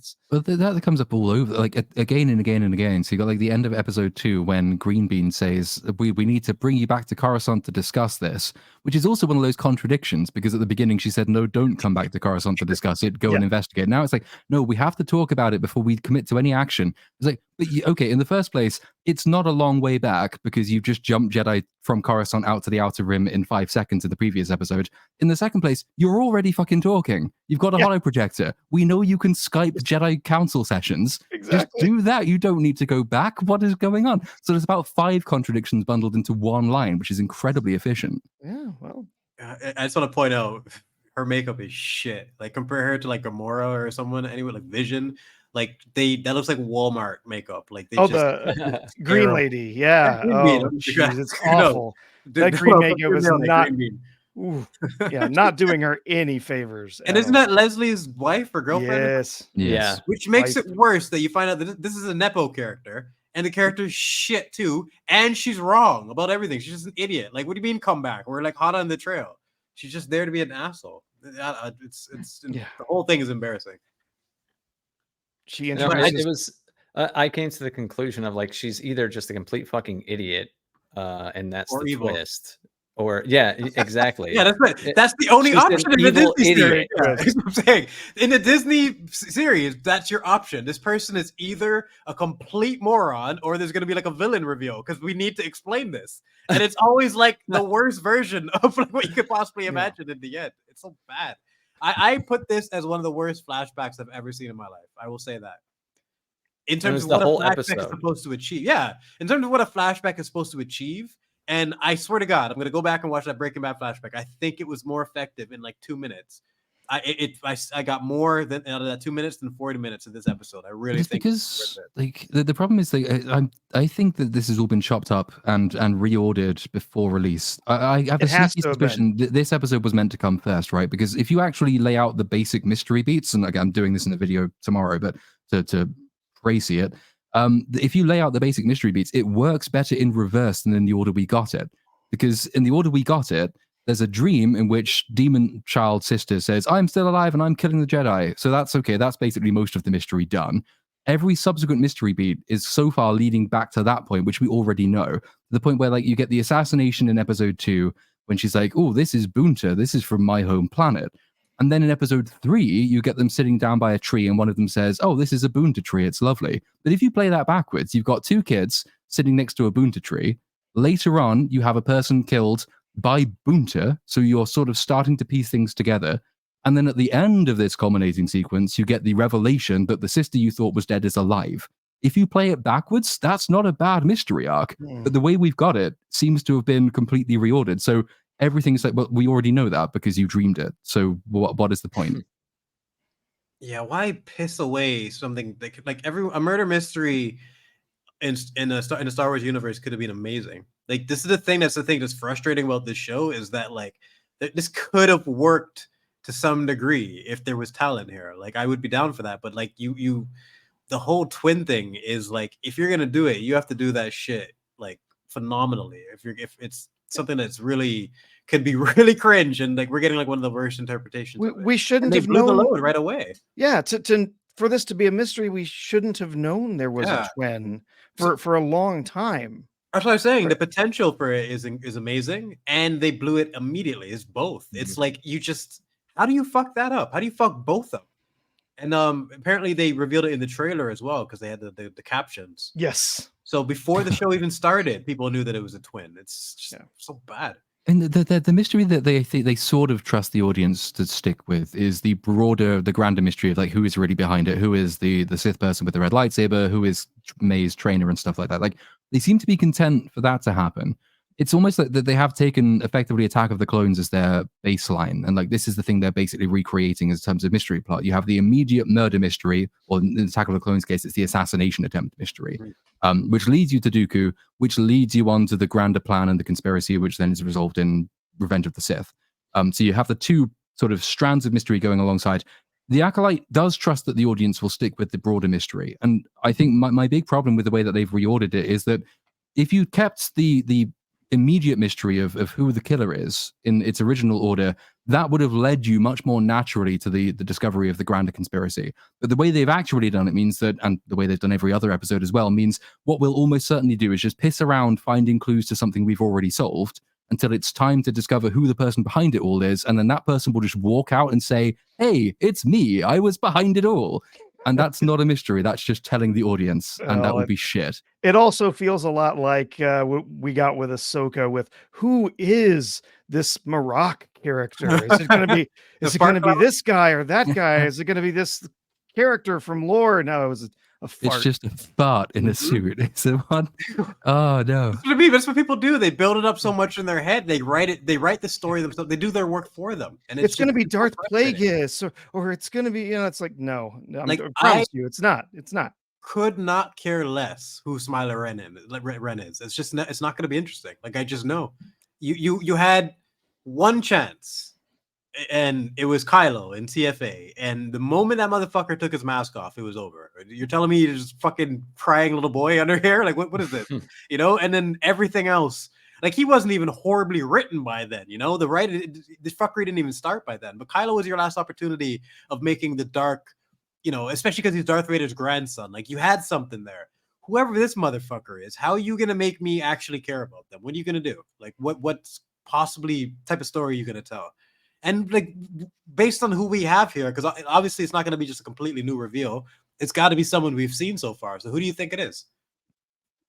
Mother Anus Eye. Yeah, it's one of the two mothers. It's going to be one of the small one, probably. She was just pissed off. Yeah, well, see, we did see the dead body of the mother Anasea or whatever. We did not see the dead body of the other. That's a good point. We didn't see her body, and she hates the Jedi more. She is more angry and aggressive. That would make more sense. It's got to be her. Like, I think it's her. Yeah. Either her or like the Ezra Miller dude. Like, is it possible for him? Maybe he's been. I've heard someone suggest that before, and I don't really see where that's. Why is I don't know where that idea has come from. I'm not sure what the evidence trail would be. Mind you, it's the fucking Acolyte. We don't need an evidence. I mean, it's because we just got nothing to work with. Maybe it's Green Bean. You know what's going to save the show? It's going to be Green Bean and her magic purple laser whip. Oh my god! Oh no! Yeah, I forgot that was coming. I totally blanked that out. Yeah, it's funny. You see all the things that you can laugh at when you see the trailers and whatnot, but then once the story starts, you're so distracted by the stupidity, you forget what's actually coming. It's like, oh god, more stupidity. Yeah. Didn't someone? I think it was someone from Film Thread said like that episode 4 starts going into sort of pronouns direction, which was. I mean, that's gonna be, that. One of the things is slightly surprised me about episode 3. I think lots of people were preparing to hate it for that sort of reason. It's like, oh, it's more lesbians, it's more sort of gay politics stuff. Actually, to be honest, that was not even in my top 500 list of complaints about that episode. In fact, I thought that was relatively muted just because the emphasis was so strongly placed on this being like a Force virgins as opposed to somehow lesbian turkey baster and like it's all about girl power. Like bits of that are in there. I'm not denying it's there. I just don't think it was particularly important. There are other reasons to hate the episode. But if it does then start doubling down on that with like episode 4 and it does become more sort of gender politicky and there's more pronoun shit, then it's like, well, now you've just covered all the bases. It's terribly written. And now you've started adding in all the politics stuff, which to be honest, isn't too prevalent in it so far. It's just going to be even worse. And I don't understand why anyone would still think that's a sensible thing to do. But, it's the modern world. You're right. It's been subtle so far. The problem with the show is that it's shit. It's terribly written. The acting is crap. Soul is. I can't believe Squid Game learned English for this stupid show. I know he's so good. He's so good, and I said he was the only person who can play stoic. Is that guy in the show? Yeah, but that's what I'm saying. It's all in service to nothing. It reminds me of Loki in season 1 and 2, just acting his ass off for nothing. Kenobi in that last scene with Anakin with the face mask, like all the emoting he was doing, all in service for nothing. I'm tired of watching. But fucking Wanda was a maniac in the Multiverse of Madness. She was fucking lunatic, but her performance was pretty decent. Like in some of the scenes, I'm tired of watching the talented actors and actresses waste their talents because of these shit writers. It's so frustrating to watch over and over and over again. Nothing will beat the Kenobi one though, just because you've got Darth Vader in front of you and you leave him alive. Yeah. And you give him meaning like Alderaan getting blown. Also that, I mean, that incompetence of like floating him down and saying, "Have you come to destroy me?" But then everything after that, it's even worse because you've defeated what you thought was Anakin. Anakin has said, "You didn't kill Anakin Skywalker. I did." My friend, okay, goodbye, my friend. Turn around and walk away. That basically just cuts away then to Alderaan being blown up, and you've basically got the arc. It's Obi-Wan's fault. He left him alive. Like completely. It's one of the biggest fuck ups ever in all of Star Wars content, but it's one of the things that kind of got brushed over. It's like you can't even process in the moment. Like you basically It could have been stopped right there. He's done. You just fucked him up. So you did your anime shit. You somehow beat Vader in a force fight. I don't fucking know how you did that, but it's yeah. There's so many examples you can give, and it's just so incredibly frustrating. But even in this show, Soul's the only thing we have to work with, and his like, I don't know, man. When we get May's side of the flashback, what could the Jedi have done that would make this fucking guy so guilty that he would take like a vow of silence and then kill himself as soon as he saw her? And Soul's been like crying about it for like the last 16 years. Yeah. And even in the third episode with his awful K-pop wig that he's wearing, he's still out acting everyone in the scene. Yeah. God, that poor guy. He really sheds a tear as well in the final scene when he tells her that her sister is dead. It doesn't quite track properly because his face is CGI'd and de-aged, I think. But or either that or there's too much makeup on it. But like, he does incredible work with what he's given, but what he's given is absolute shit. As to the question of what the Jedi can possibly have done, they have to have killed them. Or at least they have to have been involved in the deaths of that temple. Absolutely. I don't see any way around it. I mean, Tommen isn't going to kill himself just because like they watched them die. And the witches do give the implication the Jedi were partaking in the hunt that exiled them from the Republic space. So like, I wouldn't be surprised if they were at least implicated in this death that happens, or they sabotage the power generator because there's that little beat that happens in episode 3, which doesn't really go anywhere in episode 3. Like they are responsible for these deaths in a way, but May also has to be more responsible than we've so far seen her being as well. So I don't know how they'll tie those two things together. This is what I mean. They have so many things to tie together in that one flashback, and you're looking at it from a logical perspective of all the things we have to tie together. It'll always be worse. It'll be like the stupidest thing they can possibly do. There could be like just an easy fix that's very basic, and it'll at least solve all the problems. They won't even do that. They will miss every single opportunity for substance, and they will do like the stupidest thing that you didn't even think of. And that's what's bothering me about this, because I just know it's going to be like, it's getting worse. Like Torben killing himself. From when I saw that scene, and again, this is before episode 3, I'm just like, no, you're this guilty that you're just gonna. What were you even like? Why even use poison if you could have just stabbed him with a fucking knife at that point? They're not going to fill all these things together. How are they going to have something that makes the Jedi guilty, may also be incorporated a part of it, but guilt for him to have the level of guilt where he's going to kill himself like that? I can't see them constructing a story that's going to connect all those dots in a satisfying way. Unless it's got to be like they showed up and genocided them or something, and so it's going to be either they made a bad choice in the moment or something like that, or they were taking orders, so we were only following orders, whatever.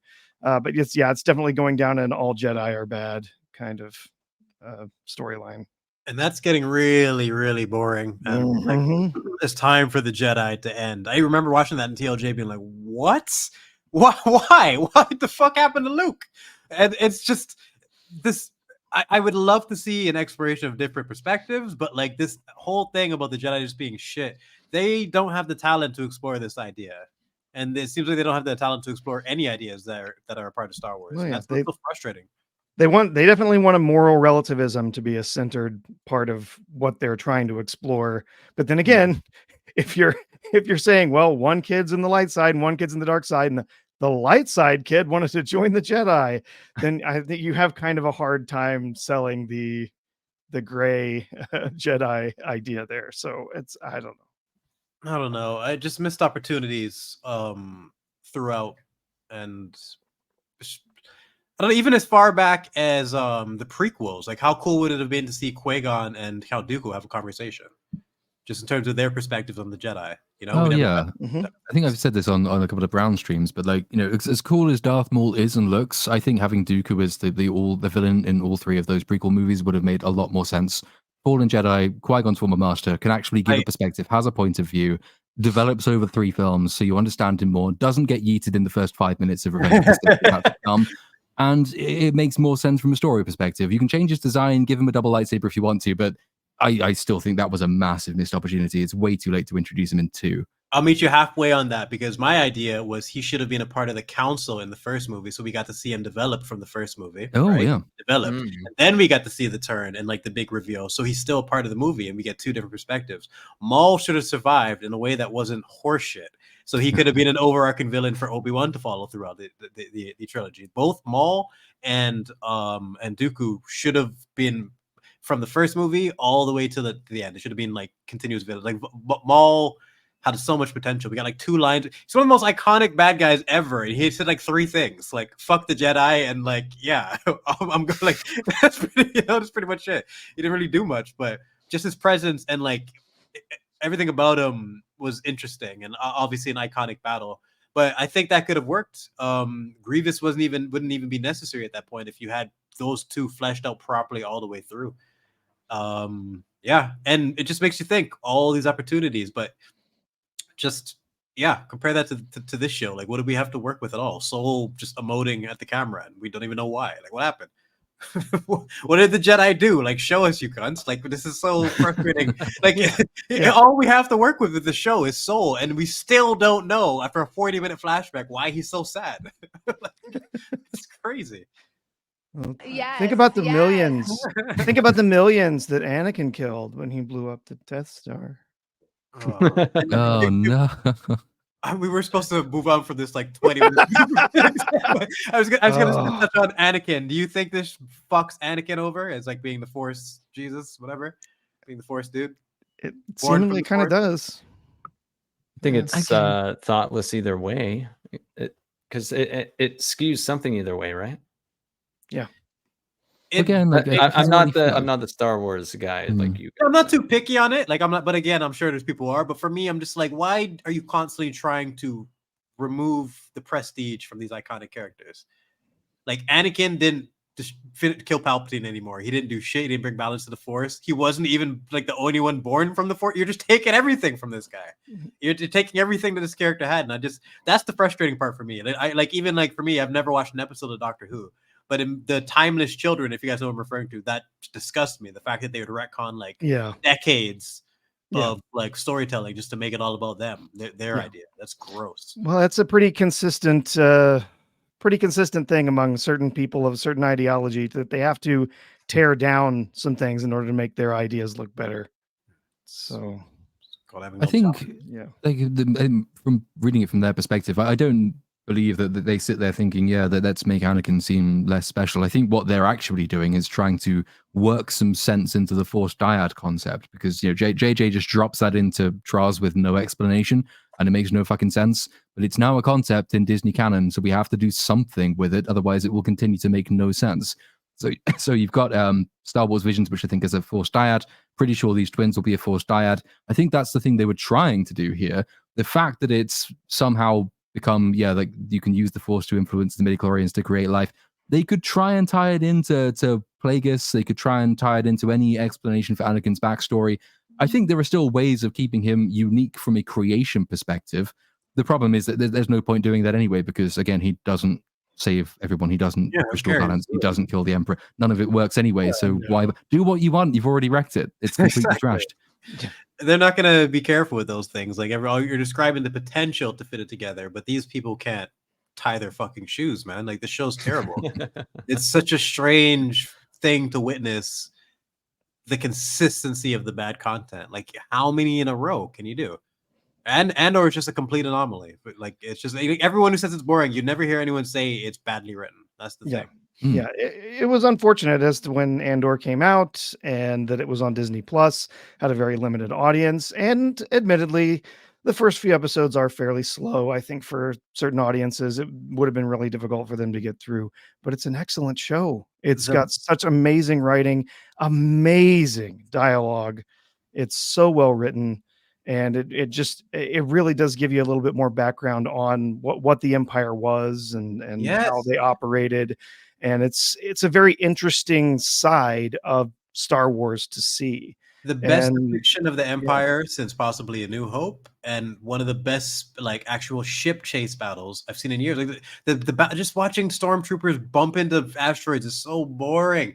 The Eye of Aldana scene, is that what it's called? Like the escape scene in Andor was fantastic. It was beautifully shot, and it was like when was it's like the only spaceship with stakes in like so long. You actually care about them, and it's built up properly. Anyone who says Andor is boring, it has the best action scenes of any of the Disney shows by far.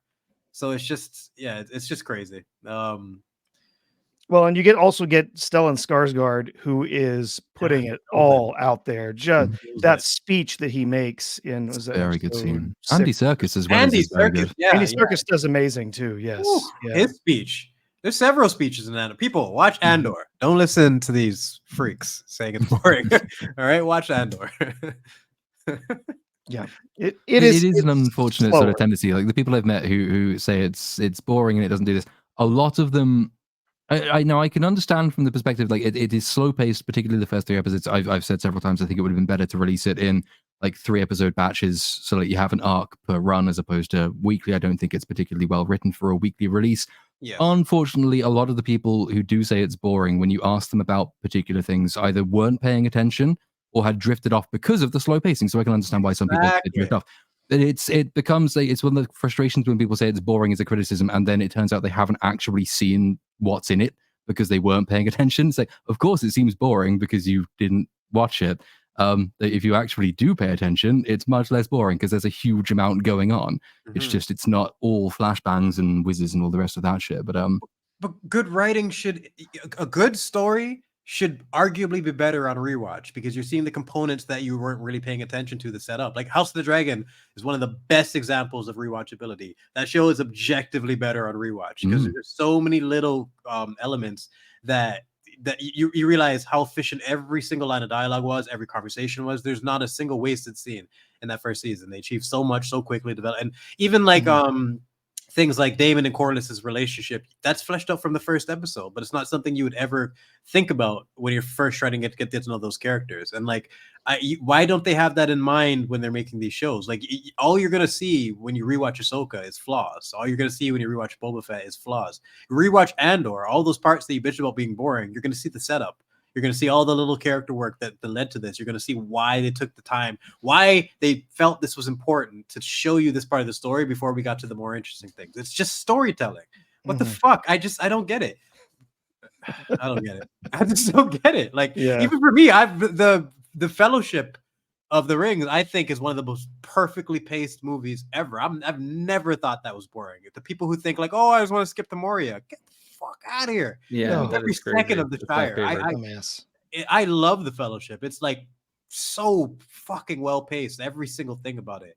And I don't know. Like I think about the people who say Andor is boring. I'm not saying all of them, but some of them, they'd be the same type of people who would consider the Fellowship boring, unless they're already hardcore Lord of the Rings fans. But like, I don't know. Boring is not a good argument, is basically what I'm saying. Yeah. Oh.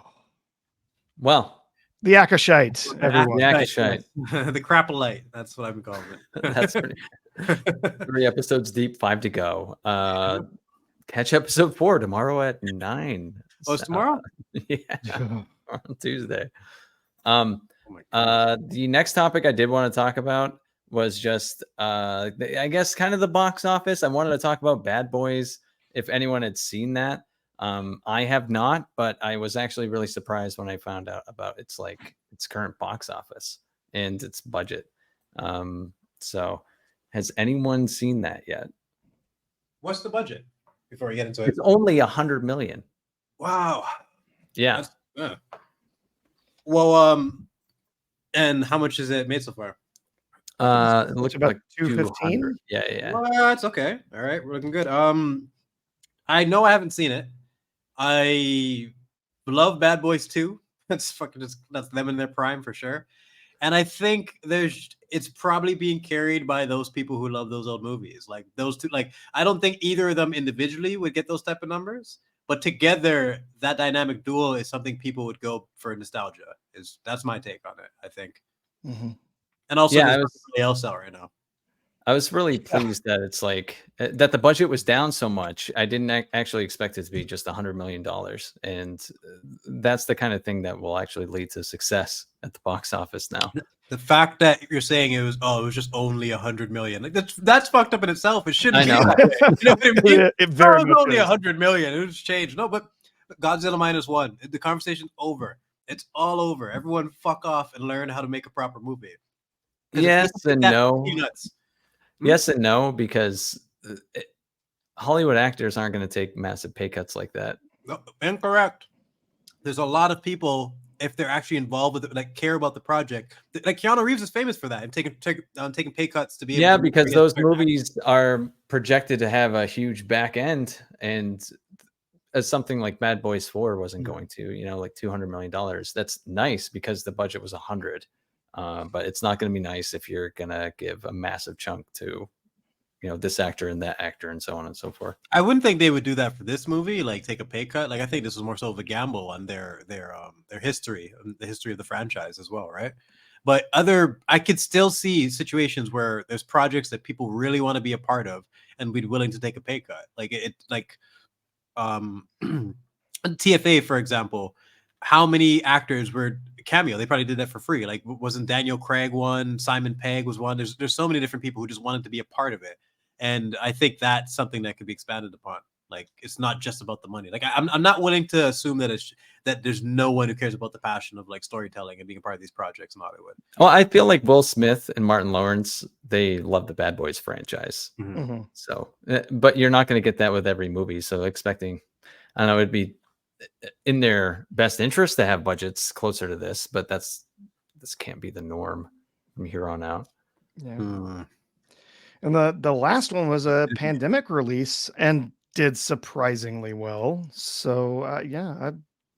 Oh yeah, I forgot that came out around that time, didn't it? Kind of fascinating, but yeah, it's also really not competing with much either at the theaters. I mean, yeah, this summer is just like a skip me summer almost. Oh, it's Deadpool and Wolverine are bust, and that's it. And even that's got so much riding on it. Like they have to nail that movie. They really do. Yeah, they do. The projected opening is in Spider-Man No Way Home territory. Mm-hmm. It's gonna kill it. I see that making like $1 billion. Especially if it gets up my projection. If it gets some really good legs, if there's really good feedback from people, if there's word of mouth, then yeah, it's definitely going to keep rolling because it's all going to be about that first weekend. If people are disappointed in it, no one else is going to come. I just hope they movie summer. I hope they don't lean into the multiverse shit too much for jokes, and we actually get a story that's like actually decent.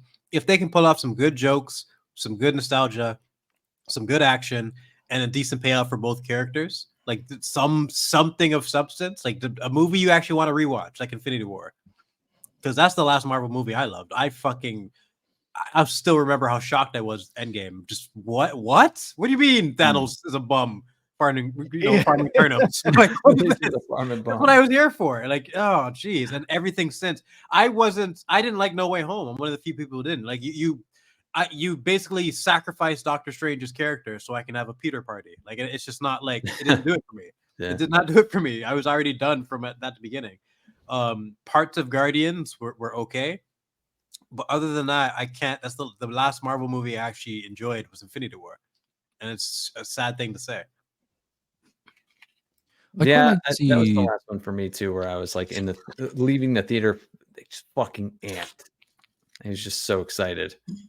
I watched it. It's one of those ones that hold up better after the fact as well. Like lots of the other ones, like Endgame in particular, is bad for this. But I guess, I mean, I quite like No Way Home, but even then, you think about it more after the fact, and there are bits in particularly Endgame after the fact, and you say, well, okay, that was actually just objectively really fucking dumb. It doesn't make sense. But at least with Infinity War, like it holds up after the fact. So I think that's one of the reasons it's still regarded as the best probably of the mainline Avengers films, and probably of phases 1 to 3 as well. Like that was the kind of quality they really could have done with ending on, and they didn't. They should have ended it. Descent after that point. Should have ended it right there with Thanos winning. Like actually imagine they did that and took a 5-year break.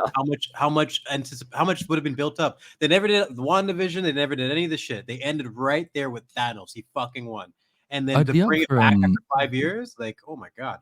Deadpool and Wolverine going full meta though, and like the first thing said, any of them say, like Deadpool say, "Oh, we're not doing the multiverse in this film," and then like someone can say, "But what about Kang?" It's like, "No, he got arrested. He's not coming back." Really? Like, fuck the multiverse. We're doing a different story now, and that's it. That we just completely retconned all of Phase 5 and 4, and we can start again. And Deadpool and Wolverine will have my eternal respect if it does something like that. I would love to come out of this movie with like helping us get in the right direction. Like you said, like getting a good movie, but also something that like helps the state of the MCU. Because as sad as this shit is, like I've loved Marvel since I was like 3 years old. Like it's just I've loved superhero movies pretty much my whole life, and it's just the concept. It's the idea of an empowered person doing heroic things and like exploring their newfound agency. That's never gonna get boring to me, ever, ever, ever. I don't really believe in superhero fatigue because I've liked them my entire life. Just tell me a good fucking story with them. Understand the concept, understand the genre to explore properly. Don't just show me a bunch of bullshit and say, you know, like, I don't know. So Well, everyone's looking forward to Thunderbolts, right? Yeah. Oh, Jesus Christ. I was thinking about Deadpool and Wolverine that they really shouldn't put that kind of pressure on this movie, but unfortunately, because the MCU is in such a shithole right now, all the pressure is on this movie to do those things to kind of push the MCU forward, hopefully in a better, a better trajectory instead of just being a good Deadpool movie. It has to be all these things. So I think that's. I have hopes for this movie. Under Sony though. So it's not even like Disney is getting the credit for it. It's not like that's why it has to really do something special to somehow help the Disney, like, you know, movies. Because what are we doing now? It's just all fucked. What are the event? Who's in the Avengers right now? Who's in the Avengers? There is no Avengers. There are, but there are 60 not. of them. 60 of them. Next movie. Yeah. No, I feel like I really do want this one to succeed. I think there's some good creators behind it who really want to stick with their vision. I hopefully Disney has not been meddling too much in it. Hopefully it's, you know, really what they set out to make in the first place. But, you know, I feel like it's just going to be the last, the dying gasp. Because seriously, what's coming after this that you have any interest at all in seeing?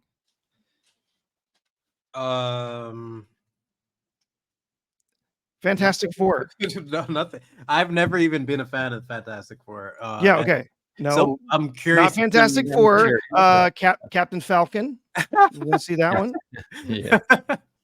Thunderbolts, right? That's you know, it's like no, there's nothing coming that, you know, even if it does really well and it brings people back and people are saying, oh, the MCU's back or whatever, it's still gone because the next thing we get is going to be the Captain America film that has been reshot probably close to 3 times. All I've heard about that movie is that it's been reshot. I don't know who's in it. I don't know what the plot is. All I know is they've shot it a million times, and that's pretty messed up. And each time it continues to test terribly with audiences. At least that's a terrible idea. Rumors. It's a terrible idea. Bucky should have gotten the fucking shield. He's a super soldier. He can use it. And he needs a new identity. He can't be the Winter Soldier. He's not even responsible for those fucking crimes. He's a guy who literally needs a new identity. He should take the shield and take on the mantle. But no, he's white. We got to push him to the fucking curb and bring in fucking Black Captain Falcon and do the most fucking bullshit show ever. Like they did it with Falcon and Fury. Their race has never been a part of their fucking character throughout the entire MCU, but it's when they get their own show, it's the hyper focus. It's the main concern. That is crazy. Nick Fury. It's so fucking frustrating. They must have said that Nick Fury was black and old like 30 times in Secret Invasion. That's what's so the actual trajectory of that character is fucking crazy because he was a white guy and then he was a black guy and then he was the black guy suffering from racism. That was the trajectory of fucking Nick Fury. How crazy is that? That's so funny that you say that. My very first take when I watched Avengers was like, what the fuck? Why is Nick Fury black? Like, what's going on here? Like, what is this? I'm used to like the white Nick Fury with like the ginger hair and shit and the streak. I'm used to that dude from the cartoons. You know, it's just how you get from point A to fucking E is crazy because they did change him and they had the Ultimate Universe line of comic books. So he actually looked like Samuel L. Jackson purposefully. Yeah, they modeled the comic book character in the Ultimate Universe after Samuel L. Jackson. Right. So it was a huge coup when they got Samuel L. Jackson to play him because that was the Nick Fury I liked the most. I liked the regular Marvel Universe, but around 2000, I read all of the Ultimate line, even when it got really shitty. But the trajectory of the character from being white to black in the comics, then black in film, and actually he's not Nick Fury anymore. Yeah, he's not the character. Definitely not after Secret Invasion. If anyone watched Secret Invasion, is one of the worst things Marvel ever made. It's one of the most explicit pieces of character assassination you'll ever see in terms of like their main goal was to destroy everything that Nick Fury was. Like it's as bad as Jake Skywalker. It's up there with almost any of the things you can think of. It's fucking horrible. Actually, no, this is a question specifically for Platoon. I just was thinking about this the other day. Who do you think was treated worse? Kenobi and his show, or Alan Grant in Dominion? Oh fuck. Kenobi, I think. I don't think Alan Grant destroys the entire history of Jurassic Park with what he does. Like, and do they kill him? No, I'm not talking about his actions. I'm talking about his treatment. Specifically the treatment, because you can't Kenobi's gonna have more agency in terms of the plot, where Alan Grant had no agency. He was a fucking stupid old man being dragged around, humiliated. But for me, his removing his brain and his understanding of dinosaurs, like remember in Jurassic Park 3, he like was fighting to like, there's no way we're going back to that island. He was making a whole scene. In this one, he's like, oh, look at the bird, oh, look at it. He's completely quiet. He was just a kid again. No, man. So stupid. No, they removed his character completely just to make him a fucking senile old man. Yeah, yeah, he's one of the low-key character assassinations that nobody really talked about. Yeah, never go full Joe Biden. Seriously. Anything else on that topic? We have a ton of super chats to get to. Wait, where were we again? What was the topic? We went all over the place. Yeah, we were Office and Marvel. Is that where we started? Okay, so let's get to the super chats. We have a lot. Unless there's anything else you guys want to talk about before jumping into those. I was just curious where we started. It was Bad Boys, and then we went off. Oh yeah, we were talking about box office, and then we got on topic about the MCU. Yeah, we were talking about Deadpool. About the only thing that's going to be. I think box office was a short subject, because we very quickly deduced that apart from Deadpool and Wolverine, there's fuck all coming out. Yeah, so, and nobody's seen Bad Boys either, so yeah, it doesn't help. Did they bring Reggie back from Bad Boys 2? You know the Reggie joke at the door. The kid who's dating yes, that was Bad Boys 2. I used to watch all the time.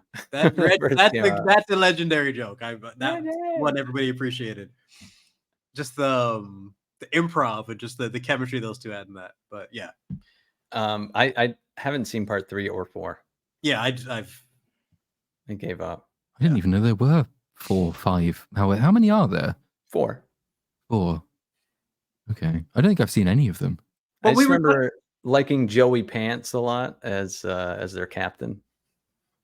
That was Joey Pants. That Joey Pants. His name is Joe Pantoliano. But yeah, I was going to say one thing from earlier. We were touching basically on sequelitis, of how like you don't even remember what made the first movie work in the end, and like the Fast and the Furious is actually a really good example of that. The first Fast and the Furious movie is actually a pretty decent movie. Like, it's a good movie. It's like there's an actual plot, there's actual character work going on. It wasn't complete nonsense gobbledygook now, and that's like one of the prime examples of sequelitis. But what Star Wars was reminding me of now is like Aliens, how we had like a decent life cycle for the xenomorph at first, throughout the first 2 Alien movies. And then Prometheus and Covenant just shat the bed and released all this fucking other stuff that just made it so confusing. The black goo, the fucking the engineers and the neomorph and all this nonsense. The squid. Star Wars is kind of like that too, where like instead of having something that was grounded, it's just all over the place now, and it's almost impossible to take it seriously. So that's my biggest issue with the Acolyte. Just to wrap up that topic. You've made it impossible to go back and re-wrap it up. But my biggest issue with that, just destroying something that I love as a premise. The Force could be so fucking cool, and it's just not anymore. Yeah, it's once the Force starts to become magic, like Doctor Strange, like how they kind of ruined Doctor Strange. It's just and anything people need to be done there or to happen, like they can just fucking do it. That's kind of how the Force is now. They're just, because I'm a normie watching that stuff, so like even when I'm catching, I'm like, it's just like no limitations. It's kind of boring. You just kind of do anything. It robs it of its specialness. Remember by 2008 we'd already seen Spider-Man, the Hulk, and X-Men. But then The Dark Knight came out in 2008, along just a couple months after Iron Man, and that was a big CGI fest. But the truck flip in The Dark Knight, in the middle of the street, because it was practical and that was a relatively grounded movie. Those have that action scene of just a truck flipping over has far more impact than a lot of other things you see. That's like a massive scale, like alien invasion or anything like that. That would be way more destructive and impressive, but it's not. You're completely right. Yeah. You're completely right, man. Like if anyone's seen Loki season 2, based on what happens, it's one of the most important stories that's ever taken place in the Marvel universe. But it's so fucking nonsensical that you can't even take it seriously. You're looking at like multiverses being shattered and people being turned into spaghetti. It's like Inception on crack. It's so fucking stupid. But what you're describing is just a truck flipping over, and it's so much more memorable. It's so much more enjoyable. It's so much cooler to look at. It's just these simple things. It's crazy. It's the and I'm not shitting on CGI, but CGI should be done sparingly. It should be to supplement the story. It shouldn't be the main focus. Like you have to blend it in a way that actually works. But they've lost the big picture when it comes to that. Because you're right. I love that scene. That's actually like one of my favorite like chase scenes actually. Yeah, and it's not even just because it's practical. It's because of the impact it had in the story, and it's stayed within its own rules. There's consequences for it. Yeah, there were consequences. Characters you cared about were involved. Batman, and you're loving the Joker at that point. Like he was laughing maniacally and everything. You're really getting to know Heath Ledger's version of the character at that point. Yeah, and that's their true battle scene. That is their true battle scene. Because my biggest nitpick with The Dark Knight is you can see the flaws in the ending because Heath Ledger died, right? So their final fight is definitely missing the packing the punch that it should have had. Like I am one of the few people who thinks Batman Begins is actually better than The Dark Knight in terms of the writing, all the construction together. The Dark Knight does have some issues here and there, but it's Joker's performance is so fucking powerful in that. And I think both those movies have fantastic car chases, and just keeping it grounded is part of the reason it works. Yeah, and you can keep the force is still incredible. The way they portray it in A New Hope versus how I'm getting it in The Acolyte, has way more weight and means way more. To see Vader just force choke someone has far more impact than to see her turn someone's eyes black and all this bullshit, because the mystery is there. We didn't talk about the pocket sand. I'm sorry to bring it back, but she was surrounded by Jedi. She was done. It's over. But no, poof, pocket sand, and she's out. They're just fucking worthless. How do you do that? How do you do that? It's just breaking everything. And like, it wasn't even pocket sand. It was the dust on the ground. So like the ship flies in, the ship kicks the dust up. She like thinks, oh fuck, there's dust. I can use that. He's already read her mind. He's already like, he has a continuous link to her mind based on how the previous scene goes down, because she keeps telling him to get out of her head. He could see that coming, but no. And the ship doesn't have any infrared or any like heat seeking. Like dust is too good. Like the spaceship, you can travel across galaxies, but you can't see through fucking dust. It's their well done. Weakness. It's their one fucking weakness. It's just GG. Or she just fucking kick up some sand. You can just be a whole platoon of Jedi. It's fucking stupid. And I'm just thinking, like you described, the Vader scene. It's not even just the force choke himself. My favorite part of that scene is the way he walks over. You just the body language of him, like, this motherfucker. I'm about to fucking show you. And then the way he leans in, and Tarkin's like, Vader, enough. It's such a perfect scene, as you wish. And that in itself, that is so much better than Rey lifting thousands of tons of boulders like a fucking jackass, like she's bored. Just the simple shit. Luke, out of desperation, a monster is gonna fucking eat me if I don't grab this lightsaber a foot away. That is so much more satisfying. These things work, and I just will never forget to the day I die watching the OT as a kid and watching Luke go from a whiny farmer to a fucking Jedi Knight choking out those fucking Jabba's guards and shit. I was just like, oh my god. I couldn't believe the character arc, seeing that in such a small amount of time, because no one told me anything about Star Wars. I just like picked it up off the VHS shelf. And we're never getting that magic again. It was some things truly special. That's why everyone is still to this day, 5 years later, still bitter about this, because we know how amazing this could have been. You had all the money, we had all the fan base, and you do garbage. And it's not really that you can't tell a good story in the Star Wars universe anymore. I think you can. We have the Jedi Fallen Order, Jedi Survivor games that are very good and very interesting stories with some interesting characters. But it's clearly who has it in their hands, who's using it. They're clearly just incompetent. It's awful. It's They're people who don't incredibly care about frustrating. storytelling. Like Yeah. that's just it. Everyone here, Professor R2, I just fucking met you. I'm sure, including you too, had that moment of like realizing they have a different relationship with storytelling than the average person, and I can do Absolutely. something with this as a reviewer. My part of the reason my name is Jedi Brooks is TLJ changed my relationship with storytelling. I did not realize how much I cared about Luke's character. I didn't realize how much I cared about character, period. I didn't realize how much could be broken in a story of how many things you could just betray, like just insult my brain. And like, I'd never been sucker punched by a film before where I felt like not just betrayed, but like insulted. You tried to punish me with that movie. And it's, you have learning about that movie. It just opens up your eyes to everything else, you know? And, I just know. I just think they haven't had that awakening moment. They don't have a passion for storytelling that's gonna make them like have the quality control and the just redrafting basic shit. Fucking COVID's not gonna. It's not gonna stop.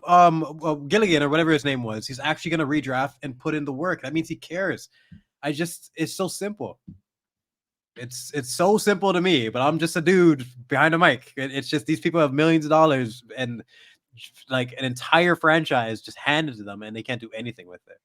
Well, if you become a lesbian, then one day maybe you too can get given $180 million to do a Star Wars show. But until that point, yeah, oh fuck, okay, oh no.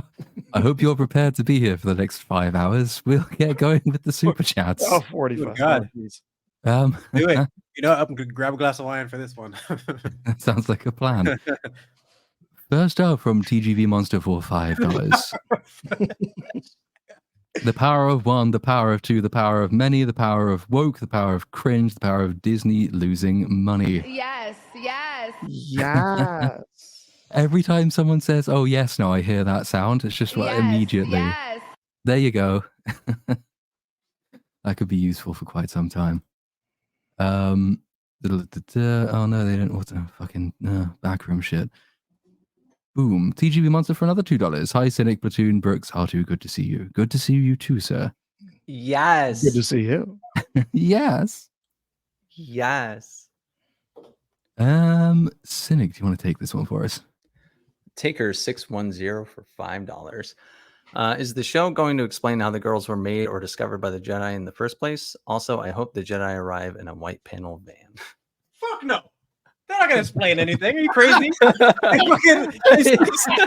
had to run over from the kitchen. They're not gonna explain shit. They fucking scissored. That's it. Like this, it's absolute bullshit. You know what it is? What frustrated me about it? Like, okay, I get that this is the idea that you want to go for, but they said it like 3 or 4 times. Like, we made them. There's no men involved. There's no men here. We made the babies. Okay, like look at the camera. Like, they're ours. Okay, like they had to like shove it down our throats. There's nothing like elegant about it. I feel like there's almost no such thing as a bad idea. Like even this stupid lesbian witch island, you could have made this work. Someone talented could have made this work, but they just don't have anyone talented. It's just a whole bunch of bullshit. Franchise and hostage by these idiots, man. Fucking headlamp. I agree. Does anyone know how to fix a broken spacebar on a keyboard? Just Is that what was happening there? it keeps doing it. It's a mechanical keyboard, but like every now and then it just gets jammed on. And now I think that's how I yeeted myself from the stream earlier, is because my mouse was over leave and then the spacebar did its thing. I might actually be able to help you. I've had that. Yeah. Before. Like you kind of have to take it out completely and reattach the hooks that it's into. If it's a mechanical keyboard, they usually have something there. Done that a few times and it's still being a twat. Yeah. Well, I'll try it again. It'll do that thing where you have to press it directly in the middle. It's not sensitive enough to get on like all sides. Like if you press the left of it, it does nothing. Like there's like one part of it that picks it up. It gets kind of tough. Yep. Okay. I'm a bit of a mechanical keyboard nerd, so I actually have a new one that just arrived today. If it's a modular one and you can just replace the switch, that's great. But if not, yeah, there's a lot of fiddly little things you can try before you have to replace it. I think it was made in China. We can just blame the Chinese. There you go. What isn't? I know. TGV Monster for $2. The twist is that Smilo Ren is Sauron in a wig. That is a theory. It's better than ours. Like we got Horn Lady and Ezra Miller. Like we're not working with much. Or or the frog, Or Green Bean. the lesbian Green Bean. frog. Yeah, green Green bean. Bean, That's what you're Green calling. Bean. Yeah. No, that's platoons. I'm not taking that. That's all platoons. I was fucking dying when you said that. Sure, your I makeup. said lesbian frog. I like Lesbo Frog. Lesbo Frog's pretty good. If I hadn't gone with Green Bean already, I would have changed it. But I feel like there's going to be quite a lot of these sort of. It's kind of like a meme format. It's so stupid. It's like the word cringe gets overused, but like no, that was cringe. Yeah. You know, it's like whoa. And then Disney was no one say anything. Disney is using that moment on social media to promote the show. Why They would think you do this that? is Definition of good. The definition of out of touch. It's one of those scenes that's like we can all agree this is cringe. The fucking guy who's holding up the lights should have been like, guys, like let's talk about this. Someone should have intervened. Like it's just stupid. It was hard to do anything creative with it because I've got like the episode 3 video has one, like the power of one, the power of two, the power of many, the power of women kind of things. But otherwise, like the only thing I could think to do with it is that for some reason, my mind has weird repositories of completely random and useless information. Pokemon the movie 2000, Donna Summer sang a song called The Power of One. And so every time they say the power of one, I can just play that song and it's gonna come up, it's gonna be great. No one's gonna understand it, but I will get it and it will make me laugh. That's one of the funniest things about being a reviewer. There might be like one joke that you remember from like 1997 or some shit in that one random movie, but it'd be perfect for this fucking thing, you know? It's funny. Who would have thought the soundtrack for Pokemon the movie 2000 would ever be relevant again, but somehow it is. Jedi Brooks, do you want to take this one for us? The Mountain Fortress. The Muff Divers can't have built it. So what is it? Was it abandoned by some other group? Good question. One more mystery that is not explained, Echo. This is the Acolyte. Why can't they have? Why couldn't? Are you saying because there's no men there? Is that what you're trying to say? So that's a slight. What are you trying to say there, buddy? I don't know. I think that is an interesting question, and they're not going to explain it. Like nothing requires logic in the show. So anything that could have an interesting payoff, they're not going to explain. This isn't House of the Dragon. There's no like, Platoon. Did you see the newest episode? Season 2? Oh shit, is it out now? Yeah, I watched it last night, and I watched the coverage of them, and I was mentioning to them just as a detail. This isn't a spoiler or anything, but one of the things that is mentioned, just to how much I love world building, and it could be like the most important component, is them mentioning that the farmers are angry that all their cattle are being taken, and a part of the reason they have to take an extra amount is because there's going to be more dragon activity possibly, so they need to be able to feed the dragons. It's like more than the normal amount, so it affects the world building. There's going to be consequences for this. They don't just ignore all these things. It makes it so much more interesting. In a show like this, we're not going to find out these details. Echo Chamberlain, sorry. They're not going to explain anything because they don't care. No, my impression was that they came across the fortress, and that lots of the people we see in the fortress are not the witches. They just live there, and then they took the witches in, because I don't think they're all dressed as witches. Like the spice cream seller isn't a witch, I don't think. But then it makes no sense that there aren't any kids. So yeah, fuck it. I think no explanation is probably the answer. We won't get one. Yeah. Can I have a spice cream, mummy? Oh my god! Why is there a random Darth Maul lady, and the rest of them seem normal? Well, there's a few of them, aren't there? I think I saw a couple of Zapraks in there somewhere. My other thing is like spice. I'm pretty sure the Book of Boba Fett establishes that spice is hard drugs. Yes. So they're actually just giving the kids ice creams laden with cocaine. I thought that was the assumption. They never actually explained what spice was throughout the entire season. It would be assumed it was some type of drug because it's not actually going to be like sage or like fucking like, black pepper. Like it's got to be something that's harmful. Yeah, but these when did they actually explain? I remember. Well, these spice mines of Kessel, right? Where that's where they were basically mining drugs. I don't know. Don't remind me of Boba Fett. That's. I have decided in my infinite cruelty that this one from History Azul for $1.99 is a request for Professor Artu. Oh well, fantastic. Oh my God. See. Actually, it looks for everybody, but I'll go ahead and read it. History Azul for $1.99. Thank you. Please briefly perform the power of one, the power of two, the power of many. And Okay, you have to let's do the see. arm thing too, even if Yeah. you're not on cam. Yeah, work it out. Okay. The power of one, the power of two, the power of lesbian. Oh, it's fucking terrible. And they did some weird chanting afterwards. None of them could It's dance. awful. Even the soundtrack gets involved. The soundtrack starts chanting the power of one, the power of two, the power of many as well. It's like, why? Why are you doing that? Just leave it to the witches. And you need a randomly cackling witch in the background. Yeah, that's my favorite part. Oh, shit. Yeah, you're right. What was that? I thought they were gonna like point the camera up. Like, who said that? You can see her. She's in the front. She's in the front. You can see her. But yeah, it's Oh my It's god, great because like mother Anasea is just like complaining, like she's blaming the galaxy for all the women's problems, and one of the women basically just orgasms, and it's that's just you, isn't it? That's just what women do. They blame people for their problems and they enjoy it, and that's what we're gonna get. It actually reminded me. I went and had to look it up. There's a couple of news articles, and there's also a video of it. These women who are paying like $4,000-$5,000 to go into the woods for, I think they call it like therapeutic rage or something. yes. You go into the woods and like shout and scream, and it's basically just that. This is just what like particularly affluent white liberal Western women do. Men who have been nagged by women for centuries figured out that that is free, but women will insist on paying for it. what? But honestly, look it up. I think it's the Hill on YouTube. It's great. It's really funny. Or just wait for my video tomorrow because I clipped from the whole thing. It's great. We have Melvin deeply for £2 once upon Melvin, I time see you in everywhere, Hollywood dude. is shit. Apparently, I don't know if that's a hot in my take. new video. I do like the whiskey sour part. I've never even seen the movie, but I that one part of clip Leonardo like ripping apart his trailer is hilarious. You cannot escape the monocular Scottish gaze of Melvin Deeply. So yes, he is everywhere. Melvin is everywhere. Yeah. M8 566 for $2. So which twin is the Leslie Headland self-insert? The Sith, the dark one. Question. Yeah, without question, it's the bad one. The one that burned everything down for sure. Yeah. The one who just wanted to kill everyone for no fucking reason. Or is that a KK insert? I think the most relatable moment in the show might have been episode 3 with Asha of just like, no, you're all just cringe and I don't want to be a witch. I'm not even gonna explain for the viewers. Just fuck this.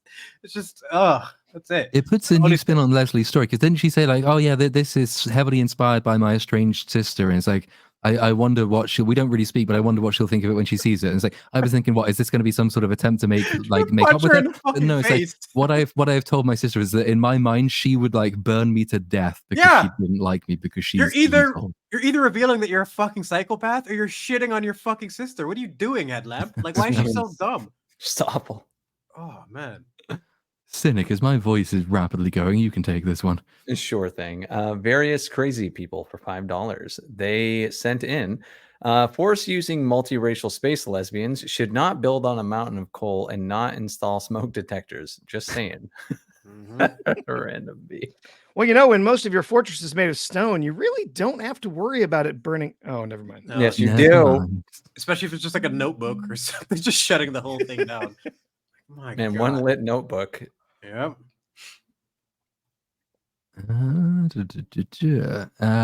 Professor Artu, you can take this one for us. Ginmai Cha for a Canadian $5. Instead of lesbian witches scissoring in a mountain, they should have had a colony of gay knights sword fighting and docking by the sea. I'd watch. That's episode 4. Oh my God. We'll get there. We'll get there. Docking by the sea. Definitely. That's so fucked up. Jedi Brooks, would you like this one? This show is Hollywood paying off a bunch of Weinstein's victims and the person who knows where all the bodies are buried. This show is a money settlement.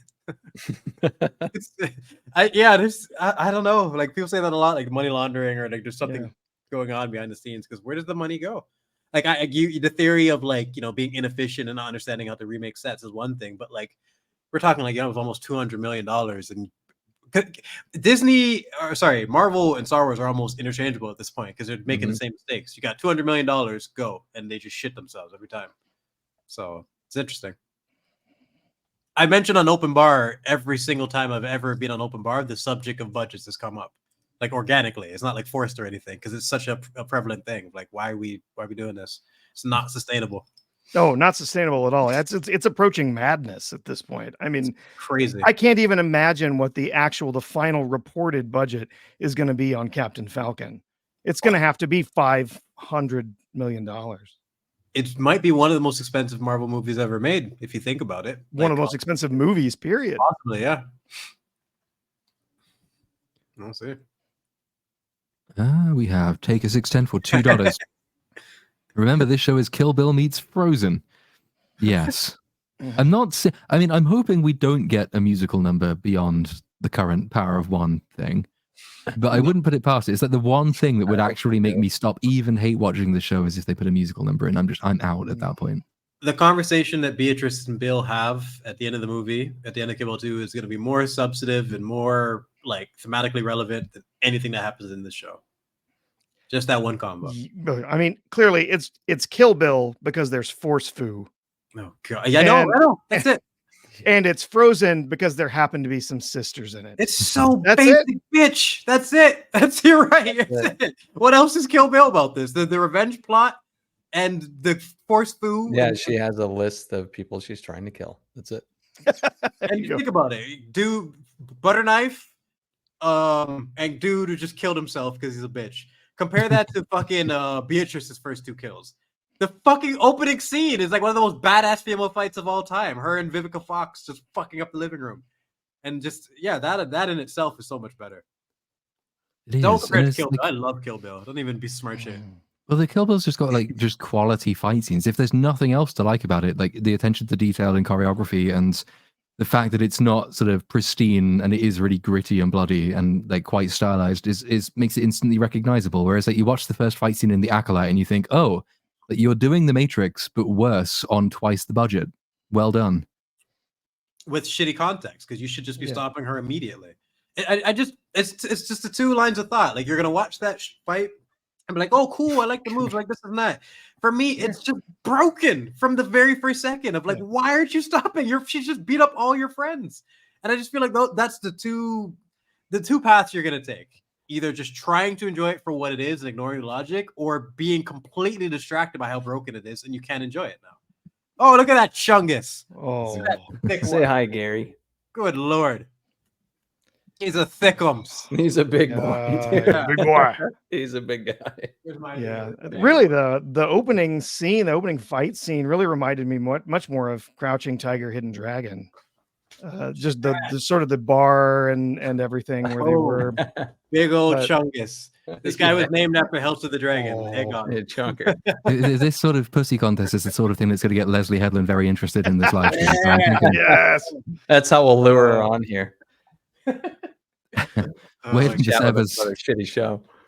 For $4.99 in the old books, the Force also gives improved strength and speed, pretty much making the Jedi superhuman, which has never been shown well in live action.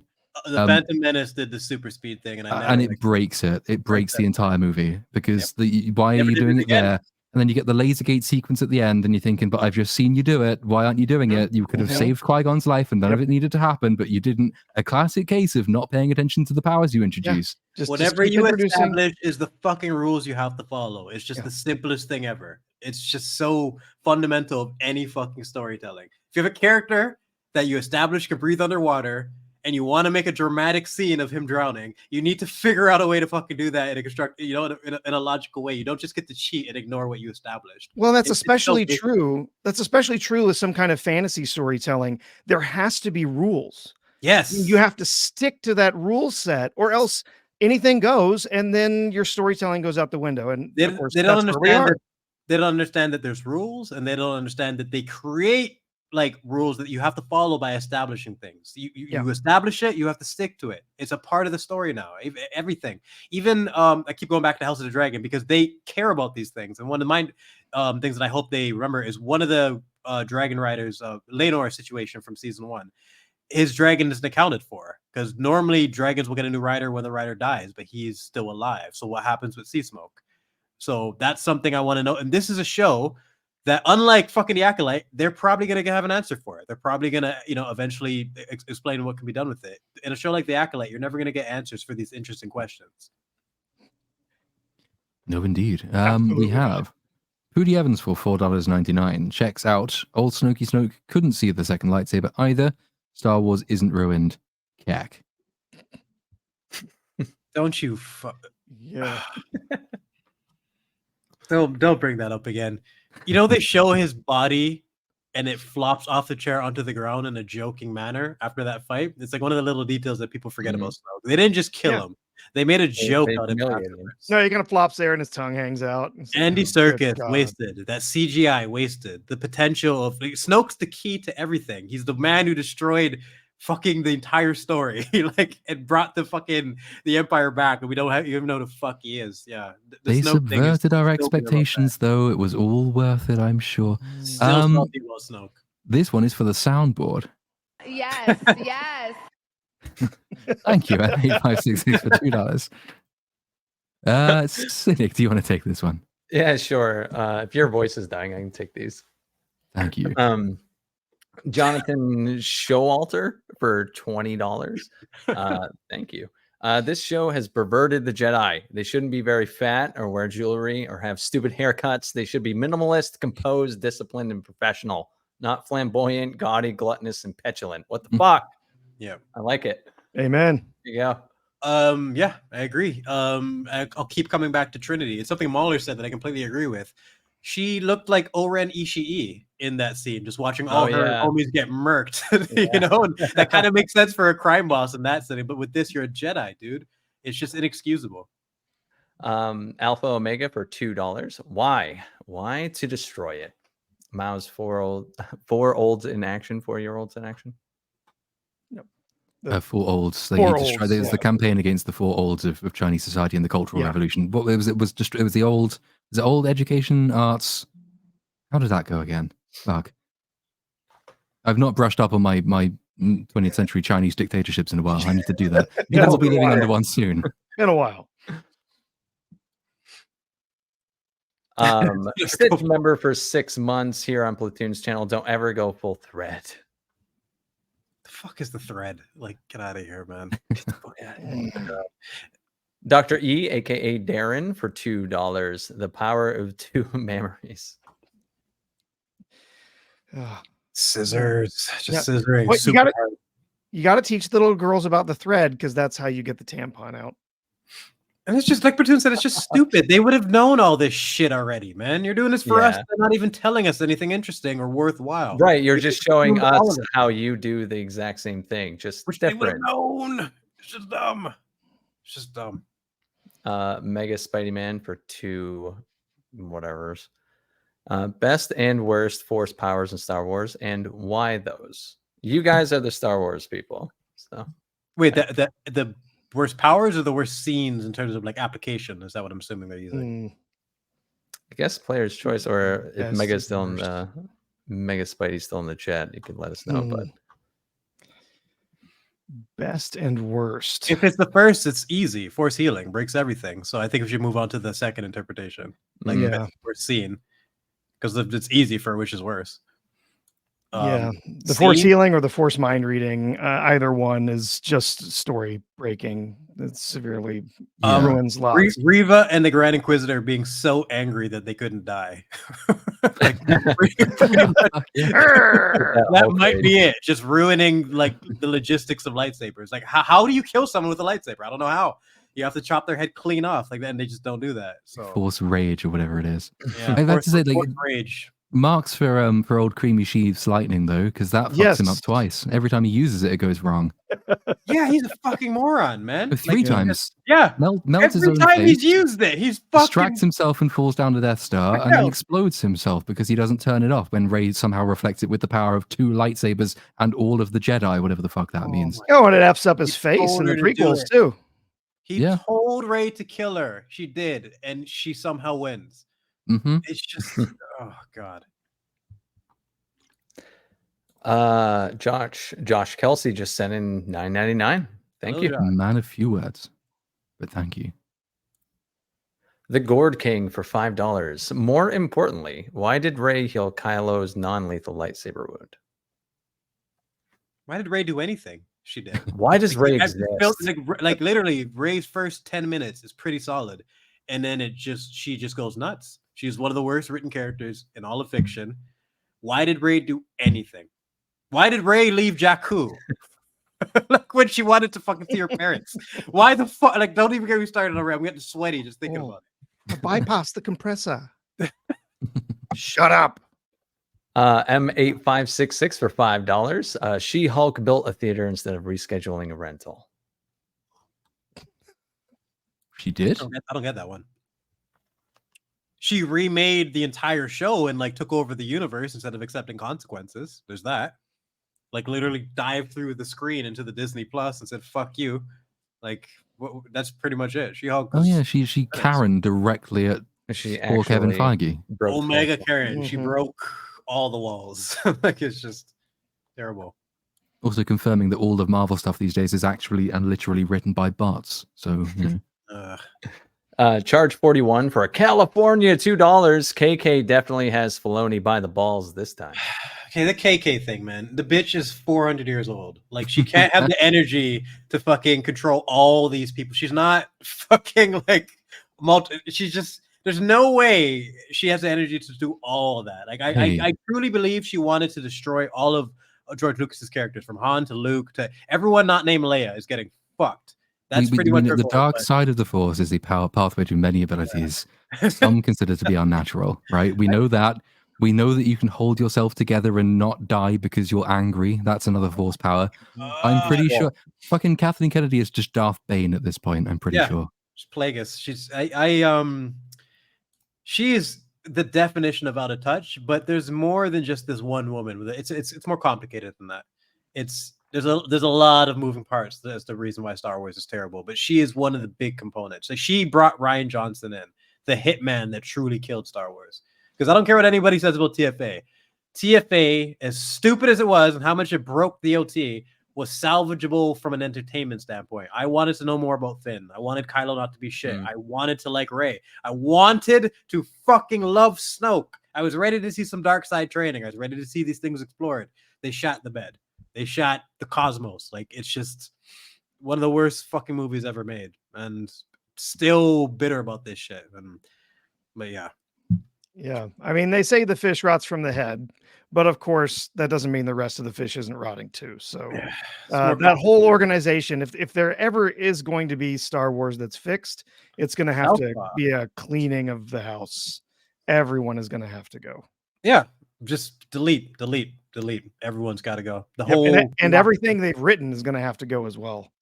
Just clean house, decanonize, and like make a genuinely fantastic trilogy that respects the fans and the lore, and potentially even like apologize directly to the fans. Yeah, you got to nuke the site from orbit. It's the only way to be sure.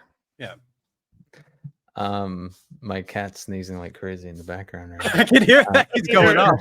Mine does the same thing. I feel better now knowing it's not just him. Common people for $5 fake. Remember when listening to Cynic's opinions, he's left-handed. That's true. Southpaw. It's true. Sinister. It is literally sinister because there is actually a stat like pedophiles are 3 times more likely to be left-handed than right-handed. Jesus Christ. Not that I'm implying. A great advantage for boxing. There's that.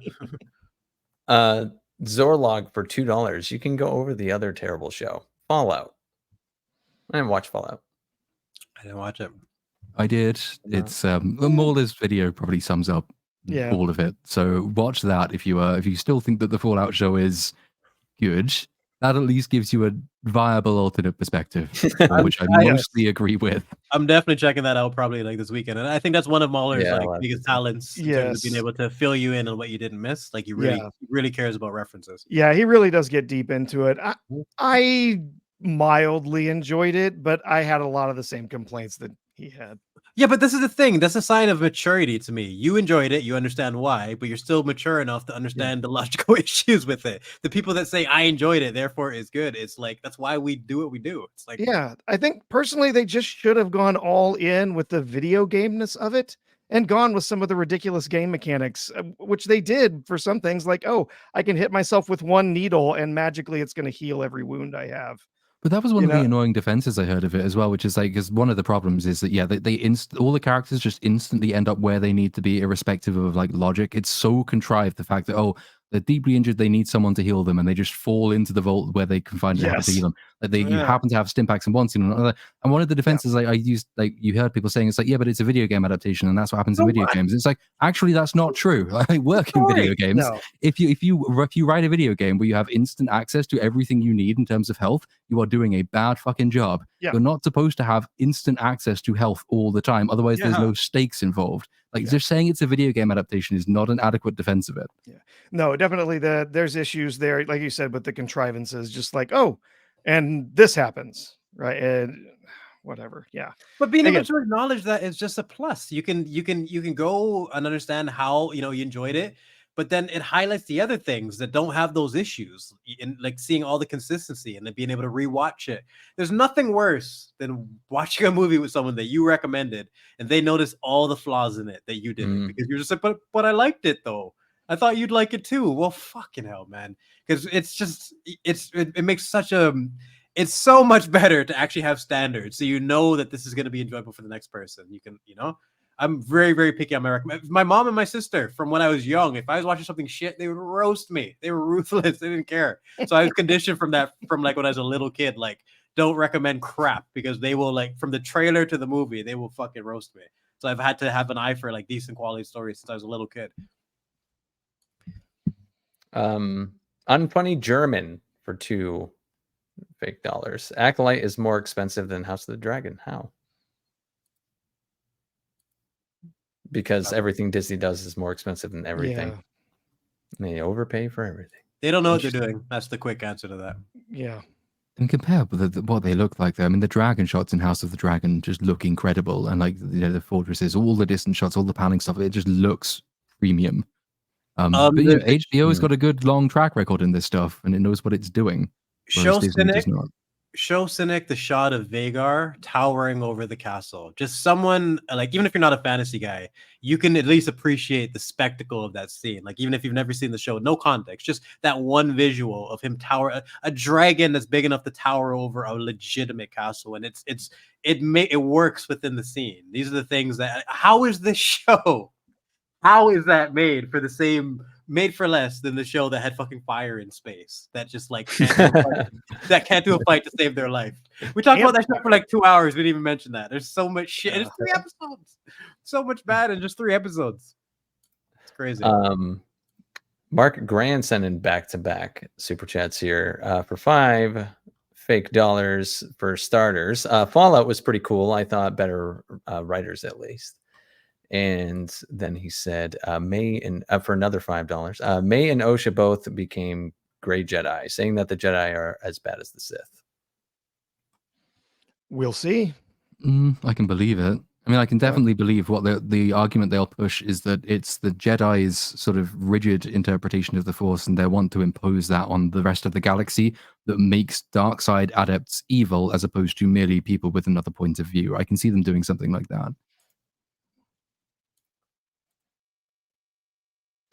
And George the Giant Slayer for $9.99. Love your show, Platoon, and the amazing panel. The Acolyte proves Disney is Hollywood's new homeless shelter for gender studies majors looking for a hormone high by gaslighting the audience. All hail. Thank you for that. Well said. Well said. Excellent show, George, on Sundays. So if anyone here is not following already, please go and do. I'm usually on there on a Sunday myself. It's always a great time. It's actually professionally well produced, unlike this one as well, which is great. I do my best at the last second. Duck 20 for a California $5. At the start, wasn't May the one who didn't want to go through the ceremony, not Osha? Why did the sisters switch motives mid-episode? I actually don't recall. No, that's I thought Osha not didn't want to correct. go. It's Osha all the way through as the reluctant one, and May is all the way through the. Yeah, May was the one trying to They kill were consistent in their sides. Yeah. They were consistently making sure that they were as unsubtle as possible. Oh my god, yeah, that was brutal, man. No subtlety whatsoever. It's just Jonathan Showalter for $10. Thank you. The prequels showed the dangers of having 100% selfless Jedi. The sequels could have shown the dangers of having too much individualism in Luke's Jedi Order. There needs to be a balance. Like Revan? Is that am I Revan. pronouncing Revan? Revan is cool as he's your player character, isn't he, in KOTOR? So he's as cool as you want him to be. Yeah. I don't know if it's necessarily balanced if you decide to play the game like the world's most like vicious and violent bastard, but you know, at least he had an alternative point of view. Pooty Evans for $1.99. Maybe it's Marok, the gas guy from Ahsoka. Big ass man. That's his legacy. I feel like I'm happy I missed out on Ahsoka. Yeah. That's You the missed out legacy on of the long Ahsoka. pauses. The long fucking pauses. Them just staring at each other. Fun. There are so many of them. It's crazy. It wasn't a meme. It was legit. Like they would just stare at each other. Some of the worst execution of dialogue you ever see. I'm crossing my arms and staring into the middle distance. That means character. This is all she did the entire season. That's it. I saw a lot of those thumbnails, so I guess it checks out. No, and I'll say this real quick. Thrawn. Oh, I don't think I've seen a better example of cope in like anything. He's the king of cope. But he failed everything, and every single time he basically wouldn't accept it and would treat it like it was a victory, like he outsmarted Ahsoka, even though all his plans failed. It's so he's supposed to be like, oh, I don't even know, but they butchered him too. They can't do badly done. It's like, oh no, we lost, everybody died. No, with a broader perspective, that is the best outcome that we could reasonably have expected. One might even look at the first battle with Atano as a success. Like you tried to kill her and she got away. Like, what are you talking about? Like it's so bad that you think you missed the scene. It's like an Acolyte all over again. Yeah. everything is going according to plan. Thrawn, you left the oven on and your entire family died. Oh, Acceptable As I losses. have foreseen. Except, seriously, this is what you missed, Cynic. Like the most ridiculous display of cope you've ever seen. Like, oh. I know Andrew, who's normally on our show, he doesn't cover too much because he's busy with film school and all that jazz, but he did do extensive platoon level coverage of Ahsoka. That's how much he was offended by it. So that was my takeaway, that it was not very fucking good. I made a video on Sabine because I just couldn't believe how you made one of the most unlikable cunts of all time in one episode. So OP, so horribly written. I compared her to Vi because Vi is just such a fantastic character and just the arcs that they go through. Calesto for $5 says the Star Wars was always political / media literacy crowd is coming for you. Yeah, but they knew how to do politics back then. They knew how to incorporate a message that they wanted. They had talent back then. Like I'm tired of like this was always in this. Yeah, but it was done well. Right. There's a difference between the way it was executed. That's the point. Yeah. That's people's how they treat storytelling. They don't understand it. This shit is fucking difficult. Pooty Evans again for another $4.99. I've never been a fan of the Anakin being the chosen one thing for the prequels. Really didn't get the feeling that it was a thing in the OT. Well, I mean, it makes sense because a lot of the OT wasn't. I mean, it wasn't all planned together. Yeah, and it wasn't planned to have that either. And I'm sympathetic to the argument that it was unnecessary for the prequels to add that in. Yeah. Because you already get the most important part, which is the personal journey and the arc that he goes on, and saving him.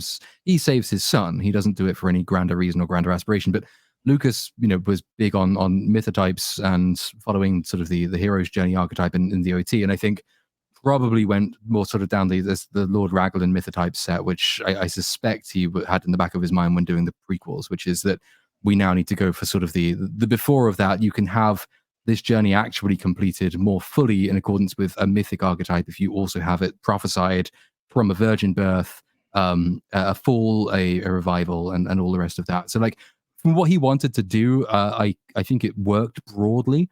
I just think it was a bit sort of unnecessary, but then lots of the prequels were very unnecessary. Oh, the prequels. One of the biggest, missed opportunities. Like it's one of the best examples of like, there's a good story in there. Just the execution, the overuse of CGI, the dialogue, the performances. We talked about the villains. They could have. Everyone agrees there's potential in all areas of the prequels. They just didn't execute it properly. Yeah. I even think Hayden Christensen could have been a great Anakin. We didn't need the whole Jake Lloyd thing. Skip all that. We didn't need to see Kid Anakin. Like we would have got more Obi. One of the biggest tragedies of the prequels also is we barely got any fleshing out of Obi-Wan and Anakin's relationship. They don't even talk in the Phantom Menace, and they get separated in Attack of the Clones.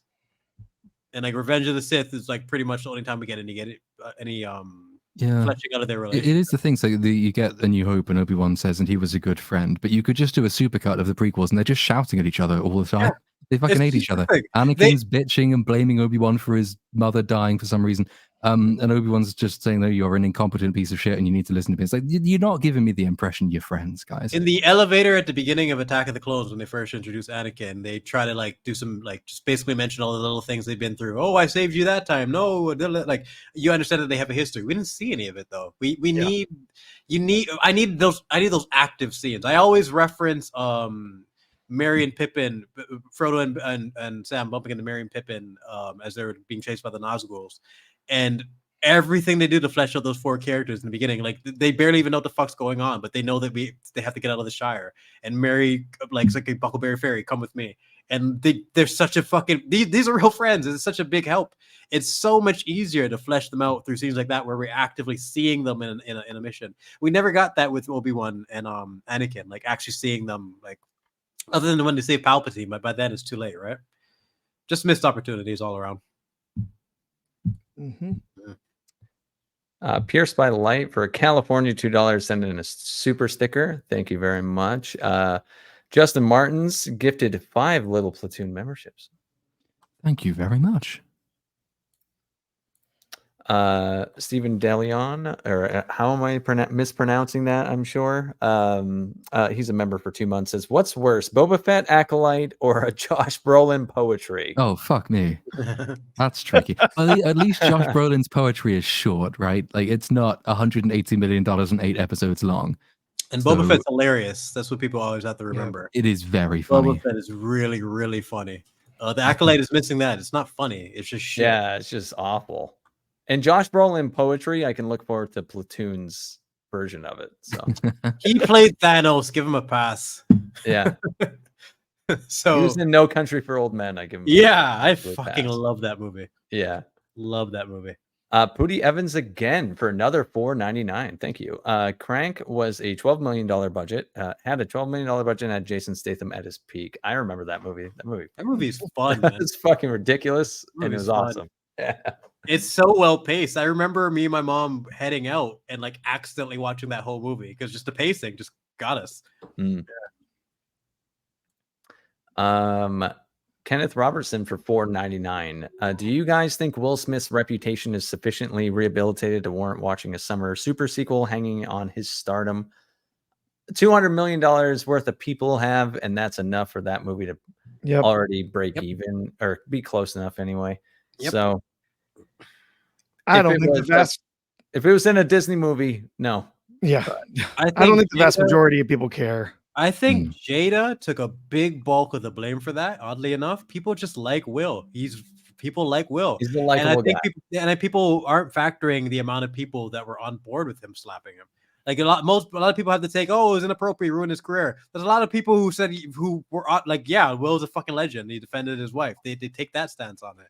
And I remember like asking my mom, like, which side are you on? Like, what are you more likely to do? Make a really shitty joke about another man's wife in front of a bunch of people in a room, or lose your temper in defense of your woman?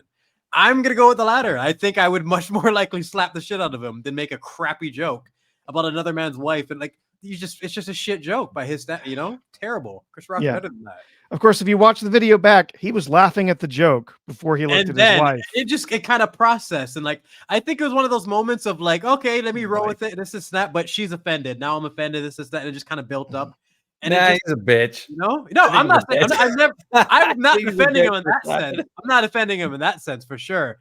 But I can understand losing your temper in honor of your woman more than I can making a joke that crap. Chris Rock's better than that. I really like. Yeah, but the joke was just crap. It was not even close to mid. It was mild. Like trash. it was For it Chris was Rock, it was I the, think Chris Rock's hilarious at his best. For I know, that, but I'm just like so that should have been generic. swept under the rug so briskly. Like that was such a fucking mild joke. No, Like that they have a that was long such an history. Though, of doing overreaction that that. was insane. Like the level of overreaction and like R2 said, the fact that he was laughing along and it was like, oh fuck. It's a combination of things for me too, because him and Chris Rock have said a lot of things about their relationship. It wasn't just that comment; it was a build up of things over the years. Yeah. Well, that was a joke. Yeah. You know, Princess Fiona. Well, You got geez. us there, huh? Yeah, you got us there, Princess. Oh, Jesus, you're right. But yeah, I definitely think it's more complicated. And for me, it was like watching two of my uncles fight because I like both Will Smith and Chris Yeah. Rock. I'm like, come on, guys, what are you doing? So yeah, but go ahead. Orangutan for $1.99. Hail to the chat and to the panel. Disney isn't canon. It is, unfortunately. Doesn't have to be Mark for Hamill. you. They had Mark Hamill, man. He was there. It's like when series reboot but use the original only. Like it breaks off into different timelines. You can look at it that way. Just watch the OT. Well, and the prequels if you like those. I know you guys are like some of you guys are fucking fans or whatever. Kawebo for $4.99. It's wild how consistent the pattern of self-destruction with their most popular characters Disney is. Yeah, they've completely destroyed two franchises I didn't think were this easily killable. Like I thought everything can go down. But... Indiana. Oh yeah, Jones, and Indy. Yeah, that's Indiana true, Jones, too. Han Solo, Luke Skywalker, Boba Fett, Kenobi, Vader, Aunt Beru. Like, yeah. I think the list goes on, man. Bail Organa, he got obliterated in one line dialogue. Yeah. It's almost like there's a plan to eliminate and discredit all, heroes in our culture. No. Well, Pootie Evans for $1.99 to that says, "Woosah, just relax, Woosah, just relax, just relax." That's actually such a memorable line. It's funny. Yeah. Exactly what he's talking about. I remember in part 2 of Bad Boys when it's around. I think it's the tail end of the second act, and the captain shows up, and he's so pissed off at them. And for whatever reason, the line stuck in my head when he's like telling them what's going on angrily. And he's like, see, I got detectives over here detecting shit. And I love that line. That was Cypher from The Matrix, but that's like his best role. He killed it. He was so fucking good, man. Every line, man. So good. Oh, shit. Jimber Jamber for $2. Power of one, power of two, power of U-Haul. Oh my god. Or as they would say it completely out of key, they'd be like U-Haul. No, they sucked. Pootie Evans again for another $4.99, just dropping $5 bombs in here. Thank you. Which is worse, the Acolyte or the Star Wars Holiday Special? I'm thinking the Acolyte's worse. Acolyte. You can laugh at the Holiday Special. Oh yeah. Like the Acolyte, Boba Fett without the laughs is one of the worst things I've ever seen. But it's fucking a comedy if you really like just squint and like look at it the right way, you know. But the Acolyte, there's nothing to salvage it. There's just nothing. There's nothing. Pootie Evans again for another $4.99. This is the problem with the studios ditching the pilot episode process to sell the executives on the show's premise and vision. Yeah. Mm-hmm. Also, like the full season order as well. Back in the day, if you were doing something on cable, you could cancel it midway through, which is sort of an incentive to make sure you keep the quality going. Whereas if you've got a full season order without even a pilot to do it, there's no actual incentive to stay on the top of your game because you've got a guaranteed publication of the entire thing. Fucking roll. They have to show confidence in these shows. You can't like put out a pilot of a Star Wars show. That would be crazy. The Rings of Power could not have survived if it was made like 20 years ago. Like quality control would have been a factor in there. Yet they get $1 billion franchise in 5 seasons just because of name value. Mm-hmm. What about quality? I hate when people say, "Oh, you like this? It's this. Like it's Lord of the Rings. It's Star Wars." What? You're missing the whole point here about quality. It's crazy. Yeah. Do you think there's any chance at all this gets willowed? What? Oh Acolyte? no. Like scraped off the service? No. Acolyte? Yeah. Oh no. Willow is a special. Willow only Willow gets Willow. Like Willow is. Only Willow gets Willow. This is still got Star Wars. There's still droids and aliens in there. There's still something. Willow is like I got through one episode of that shit. That was hilarious, but like I think the workings out might have been something like, well, not enough people noticed we'd done it, so we can get away with memory holding it, whereas everyone knows the Acolyte has happened. Yep. Michael Brocky for an ass by $2. Is the Acolyte better than Josh Brolin's poems? Is this is the second time we've got a question? It's a serious pressing issue here. It probably is not better than Josh Brolin's poems. No, I can get through a Josh Brolin poem in 30 seconds. I've been sat fucking with the Acolyte for the last 2 weeks straight, sat in this chair watching it frame by fucking frame. Ugh. Bifurcated for $4.99 straight up. Is that why your eyes are just fucked right now? Just on the fucking thing you've just been. It's the Acolyte, man. It fucked you up. Basically, dude. my everything's gone. Like it's just like can barely see anymore. Show will do that to you. Corey Vo for California $10. With the thread, they now have an excuse as to why purple hair and Ahsoka can use powers. It sure wasn't the Force. Sabine. Yeah. I made a video on the person they're referencing. That's how shit she is. Oh, Sabine is the worst. Fucking hell, dude. Like I know that name. Sabine, man. Just well, here's the thing. I liked Rebels. I liked Rebels and the character of Sabine in Rebels. They just completely effed it up. She's terrible. Reva, Sabine, and maybe like Sophie from Loki are like 3 of the most unlikable characters they made in all of like Disney. The baffling thing about Sabine was like the episode 1 actually does away with the only motive that she could ever have to do the crazy shit she does, which is that she's madly in love with Ezra. Episode 1's like, no, they're not in love. Like Ezra thinks that they're basically family. No relationship in Disney. You don't friend zone someone and then send them off on a mad quest to betray the galaxy, because like you get there and you find them and you suddenly realize that you don't have any reason to be there. Like she bumps into Ezra after however long it's been. It's like, oh, hi, hello. Okay, then. Oh, wait, so like, you didn't see this. How did you get here? This guy, Ezra, says, okay, wait, we're about to have a fight. They give him a fucking, like, the lightsaber. He's like, no, I don't need a weapon. I don't need a weapon of any kind. The Force is my weapon. Literally 30 seconds later, he's got a gun and he's fucking John Wick. Yes. Like, taking down the entire place. It's like the stupidest contradiction you've ever seen. The Force is my weapon. I do not need a weapon. And then it's legit, like, fucking tactical. Oh, my God. Call of Duty. That was the start of Force Foo. That was the episode. Oh God, Force Foo. Yeah. Oh, it's terrible. Let's. I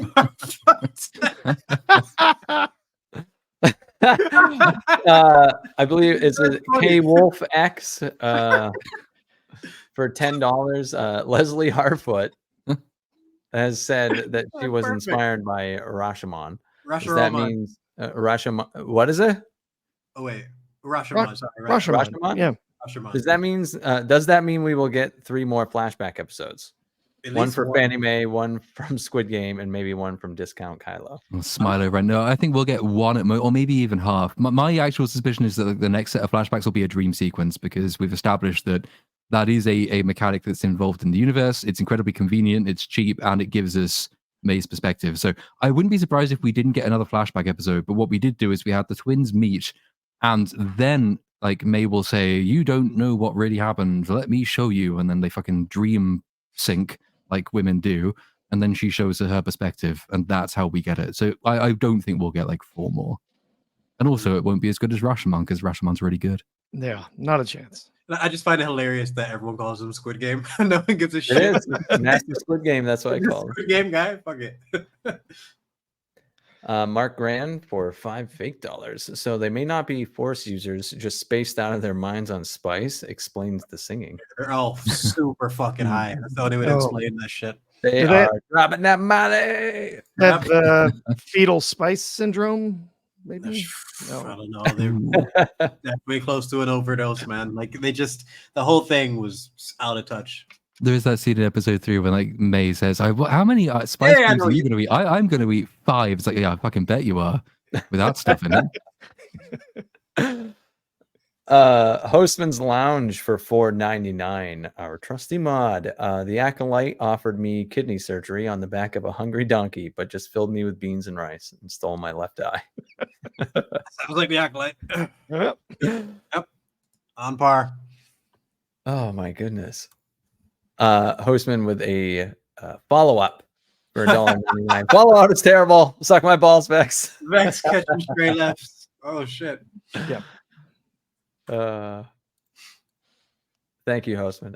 Sean Calloway, $20. Thank you, Sean. If the flashbacks were 16 years prior and Master Torben has been in a trance for the past 10 years, how the hell did he go from Padawan to Master? Oh, This point is in my video as well, because it's not just that, but he also has to be like, he has to go from Padawan through the trials to become a knight, then to become a master, while suffering from the guilt, which will eventually send him into a meditation period of silence that lasts for a decade. And at no point were there any red flags about his mental abilities and his stability and his fitness to actually attain that rank. And no questions were ever asked about what happened. It's fucking mad, is what it is. Damn it! The answer is they don't give a shit. They didn't even think about this. This didn't get. They didn't even.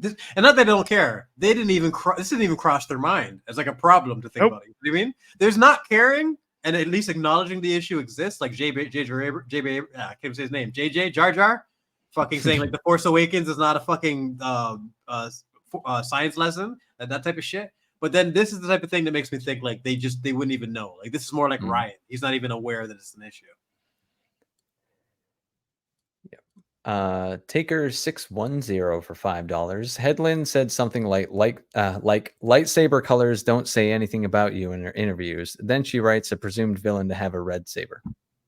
That's why she's a hardfoot, man. That is why she's a fucking hardfoot. Fucking stupid moron. That is brilliant, actually. It's better than Headlamps. The top two right now. Headlamps pretty good too. Bifurcated again for $9.99. Thank you. The writer's allergy to original contribution and simultaneous unwillingness to engage with existing lore is insane. Shows a Star Wars coloring book with a crudely drawn outline of Spock on the cover. That's freaking brilliant, actually. Yeah, that sums it all up right there. They're obsessed with referencing Star Wars, but they don't give a fuck actually understanding it. Yeah, that's all new Star Wars does. Is just funny. Reference Star Wars. New Star Wars reference. Some Acolyte cast member will come out and be like, "You remember when Captain Kirk blew up the Death Star?" Yeah, I remember that. What color was Picard's lightsaber? Like that type of May the force be with you guys. Oh my God. So stupid. Daniel Borbola for I do not know what this currency is. Maximum $200. Maximum 200. Whatever, that's a big number. So thank you, Daniel. There's a huge difference between your work showing your principles and beliefs and go full propaganda mode. Yeah, it's telling a lesson that you cared about enough to incorporate into your story naturally, or lecturing people because you have no talent. Right, not just using it literally as propaganda. It's done. No, thank you very much. I do believe those are Mexican pesos. So. Mexican pesos. Maximum. Maximum sounds way better. Sounds way better, dude. Echoes of the Ancients for $5 sent a super sticker. I can't see the super sticker on this end, but it's probably a good one. Maybe he just said super sticker. He just fucking. Oh, maybe. Just super troll. Either way, thank you very much. Albert Nada Retro for California, $2. Jada is an emotional and psychological abusive wife. Yes. And she's bald. Yeah, let's throw that in there. Throw that in there too. She's just the worst. Pop out and slap you. She definitely is.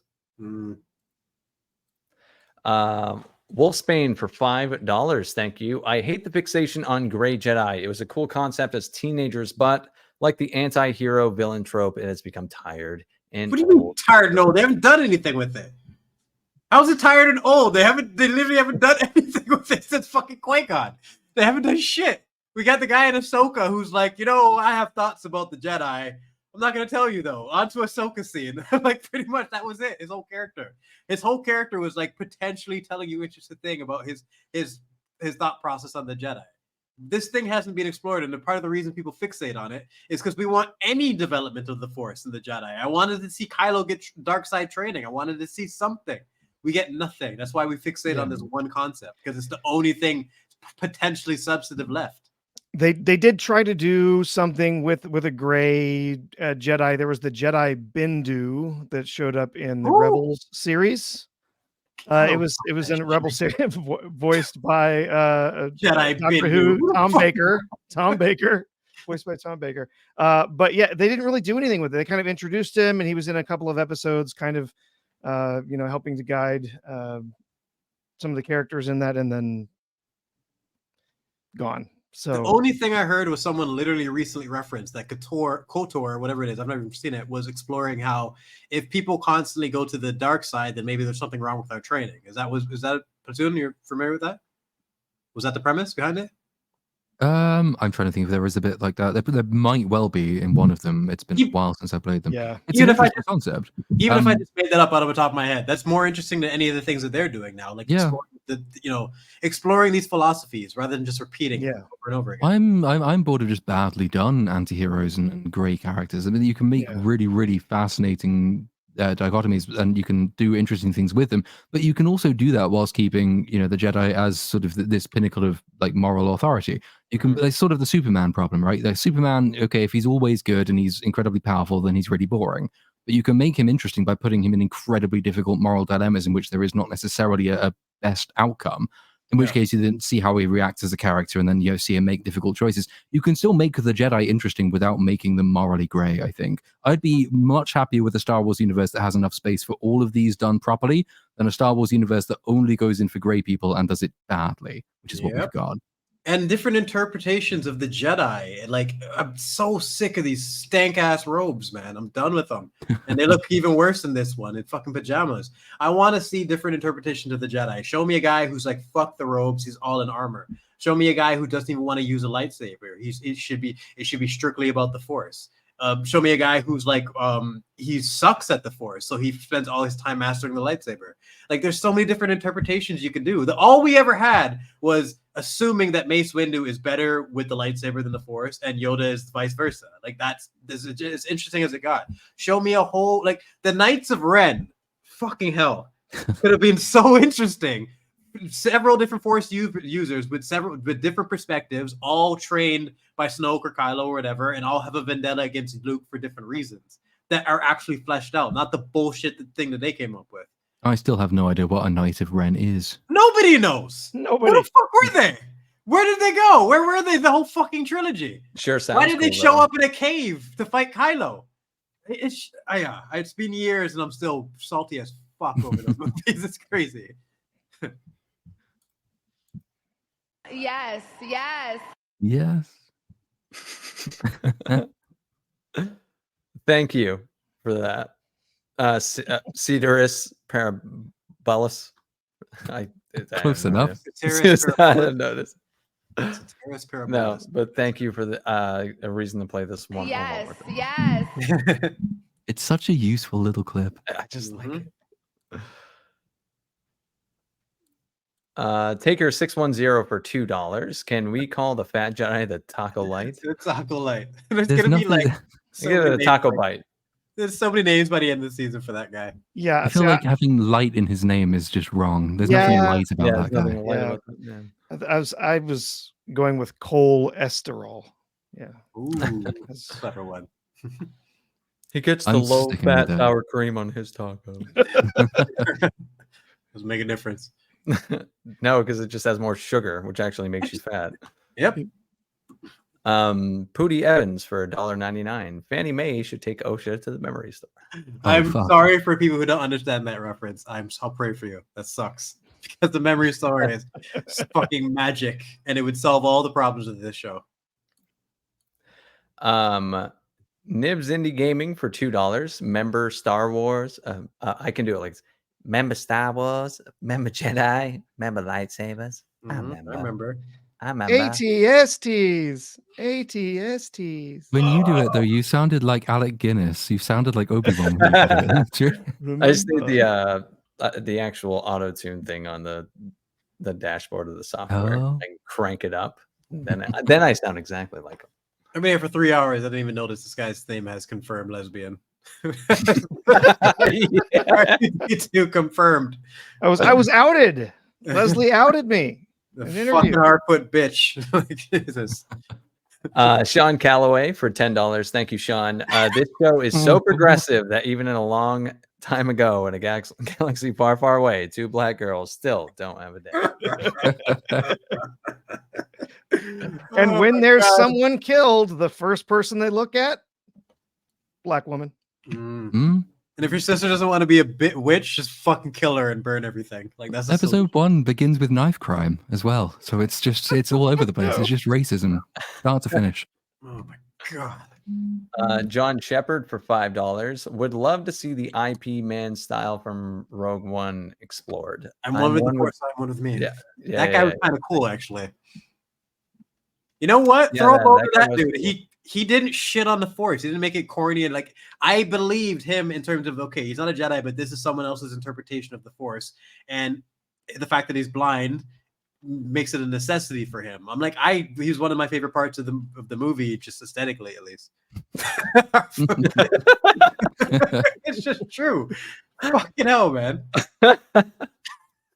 It's fucking brutal. Is there anything the Harvards can't fuck up? Oh, they're the worst. They're monsters, man. They're definitely the fucking opposite of the Hobbits. The Hobbits are some of the most wholesome and cool people ever. How did you fuck up that premise and make the Harfoots? I just can't. I can't believe it. Last super chat of the night. And usually another one will fly in when I say that. Wolfsbane for $5. Thank you, Wolfsbane. The concept of gray Jedi was done better in Legends since the 2000s, and even then it was shades of gray. I just don't want Disney to fuck it up again. Keep them away from everything, though. They just will, everything. yeah. I knew Thrawn as Space Tywin. He's a blue guy who's like, Tywin-esque in terms of just being a very pragmatic leader and like a very that's what she is, man. Fuck. And they still managed to screw up Thrawn. They still managed to screw up Thrawn. We're 3 episodes into an Acolyte and it's still got like this motherfucker's made like 9 hours of content on it and we still talked about it for 3 hours. That's how much they've made in 3 episodes. So who knows what we're gonna have by the end of it? It's gonna be insane. When you get grey people like Kreia in Knights of the Old Republic 2 is a really, really interesting sort of grey character, but she's like dark side grey in that she's not strictly like Sith, but she is. She gives you interesting perspectives. Like she taught me that charity is a really bad thing, which I really like. It's fun. That's good. There's a bit you get off a ship and a homeless man asks you for money. And if you give him the money, he runs off and she's like, why did you do such a thing? And he's like, well, because it's the nice thing to do. And she's like, okay, but watch. And then the homeless man gets mugged and killed by 2 other homeless people. And she's like, even if you try and help, sometimes you end up just making things worse.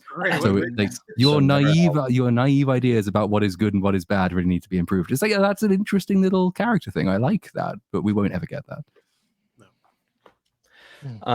Yeah, that's it for the super chats and my cat's sneezing again. And I just want to thank our guests, Professor R2 and Jedi Brooks. I really appreciate you guys coming on last minute here. No problem. No problem. Thanks for the invite. Yeah, Professor R2, is there any social media or anything that you do or people could follow you? Yeah, well, you can find me on X. I don't really have a YouTube channel of my own, but I am over on Mr. Brown Alliance pretty regularly. And also pretty regularly guest over on Adam Gray's B-roll channel for watching the B-sides films on Friday nights. So if you're interested, you can find those. Excellent. I'll put links to that in the description on the re-up for everybody. And Jedi Brooks, where can we find you, sir? Jedi Brooks on YouTube. I've been away for like the last few months. I had to get back to work. I still work full time. I'm trying to do YouTube. I'm trying to juggle everything, living the double life. And I've been working on a Marvel video that should be around like 2 hours long. It's going to be the top 5 ruined Marvel characters, like extensive breakdown in each one, like really, really, really put a lot of work into it. That's why I started this at the beginning asking Platoon, what the fuck? How the hell do you make these videos this quickly? Because I've been slaving over this thing for ages. It's nuts. It takes time. It's insane. But yeah, you're definitely going to have a big ass video for me coming soon. And especially after this talk, I will probably eventually make something on the Acolyte. This show is dog shit. And it's like I said, there's no characters left to ruin. So they're just taking a dump on the Force instead. and that pisses me off just as much. So yeah, there's that. Yeah, I'm looking forward to that MCU one in particular. Yeah, that'll be nice. No, it's fucking, oh my god. Definitely one of those ones where if you don't feel like rewatching all the old MCU movies, you'll get some nostalgia in terms of like, oh yeah, I remember that scene. Oh yeah, piecing it all together and then getting the fuckery of like, I want to make sure I take you through the good shit before we break down the bad. I remember when I remember when you loved it and then just snatch your heart away. I remember when I thought Nick Fury was cool. Oh fucking hell. That's already made if you want. The Secret Invasion video, check that out. Yeah, will do. Yeah, man. And I will be covering the Acolyte further. Episode 4 comes out tomorrow, so I'll probably just do a video exclusively on that. And the owner of the channel will platoon. What about you? Before me, Booty Evans is insisting that we don't yet leave. Oh yes. Booty! A super chat did come in. It did. Booty Evans for $4.99. I bet Kit Fisto is Leslie Harford's favorite Jedi. Yes, I can well. Sorry. Yes, I can well believe that. Yes. Oh, what? Yes. Right. Pooty! I'm just gonna yell that out anytime you super chats. But yes, no, for me, episode 3 review will be out tomorrow. Should be out tomorrow, absent any problems. Episode 2 got age restricted last night. That's great. No idea why. There's a fancy new YouTube system that's supposed to tell you what gets like flagged and where it is in the video and what specifically is wrong. It doesn't work, as it turns out, and the manual review gets rejected within a second of you pressing the button, so it's all a big fucking lie. So that's great, but it's still on the channel. You can just log in and go and watch it. Apparently, it was classed as sexually graphic content. So if you want to watch porn, my channel is the place to go. But yeah, episode 3 will be tomorrow, and then after that, I'm finally going to get some sleep because I'll be on top of things. I certainly hope you do, sir. But we will be back next week, and I just want to thank everyone in the chat. I think this is the highest viewed episode that we've done, and that's a pleasure to see since we were gone for a few weeks again. But I made it on for your first debate and your highest viewed episode. So good luck. Good luck when it comes to that. And thank you to everyone who sent in the super chats. That was a mountain of super chats. That's amazing of you guys. Really appreciate it. And thanks to everyone who stuck around until the end of the stream. Still 1,600 going strong. So we will catch you all next week. Bye-bye. Take it easy. Beep boop.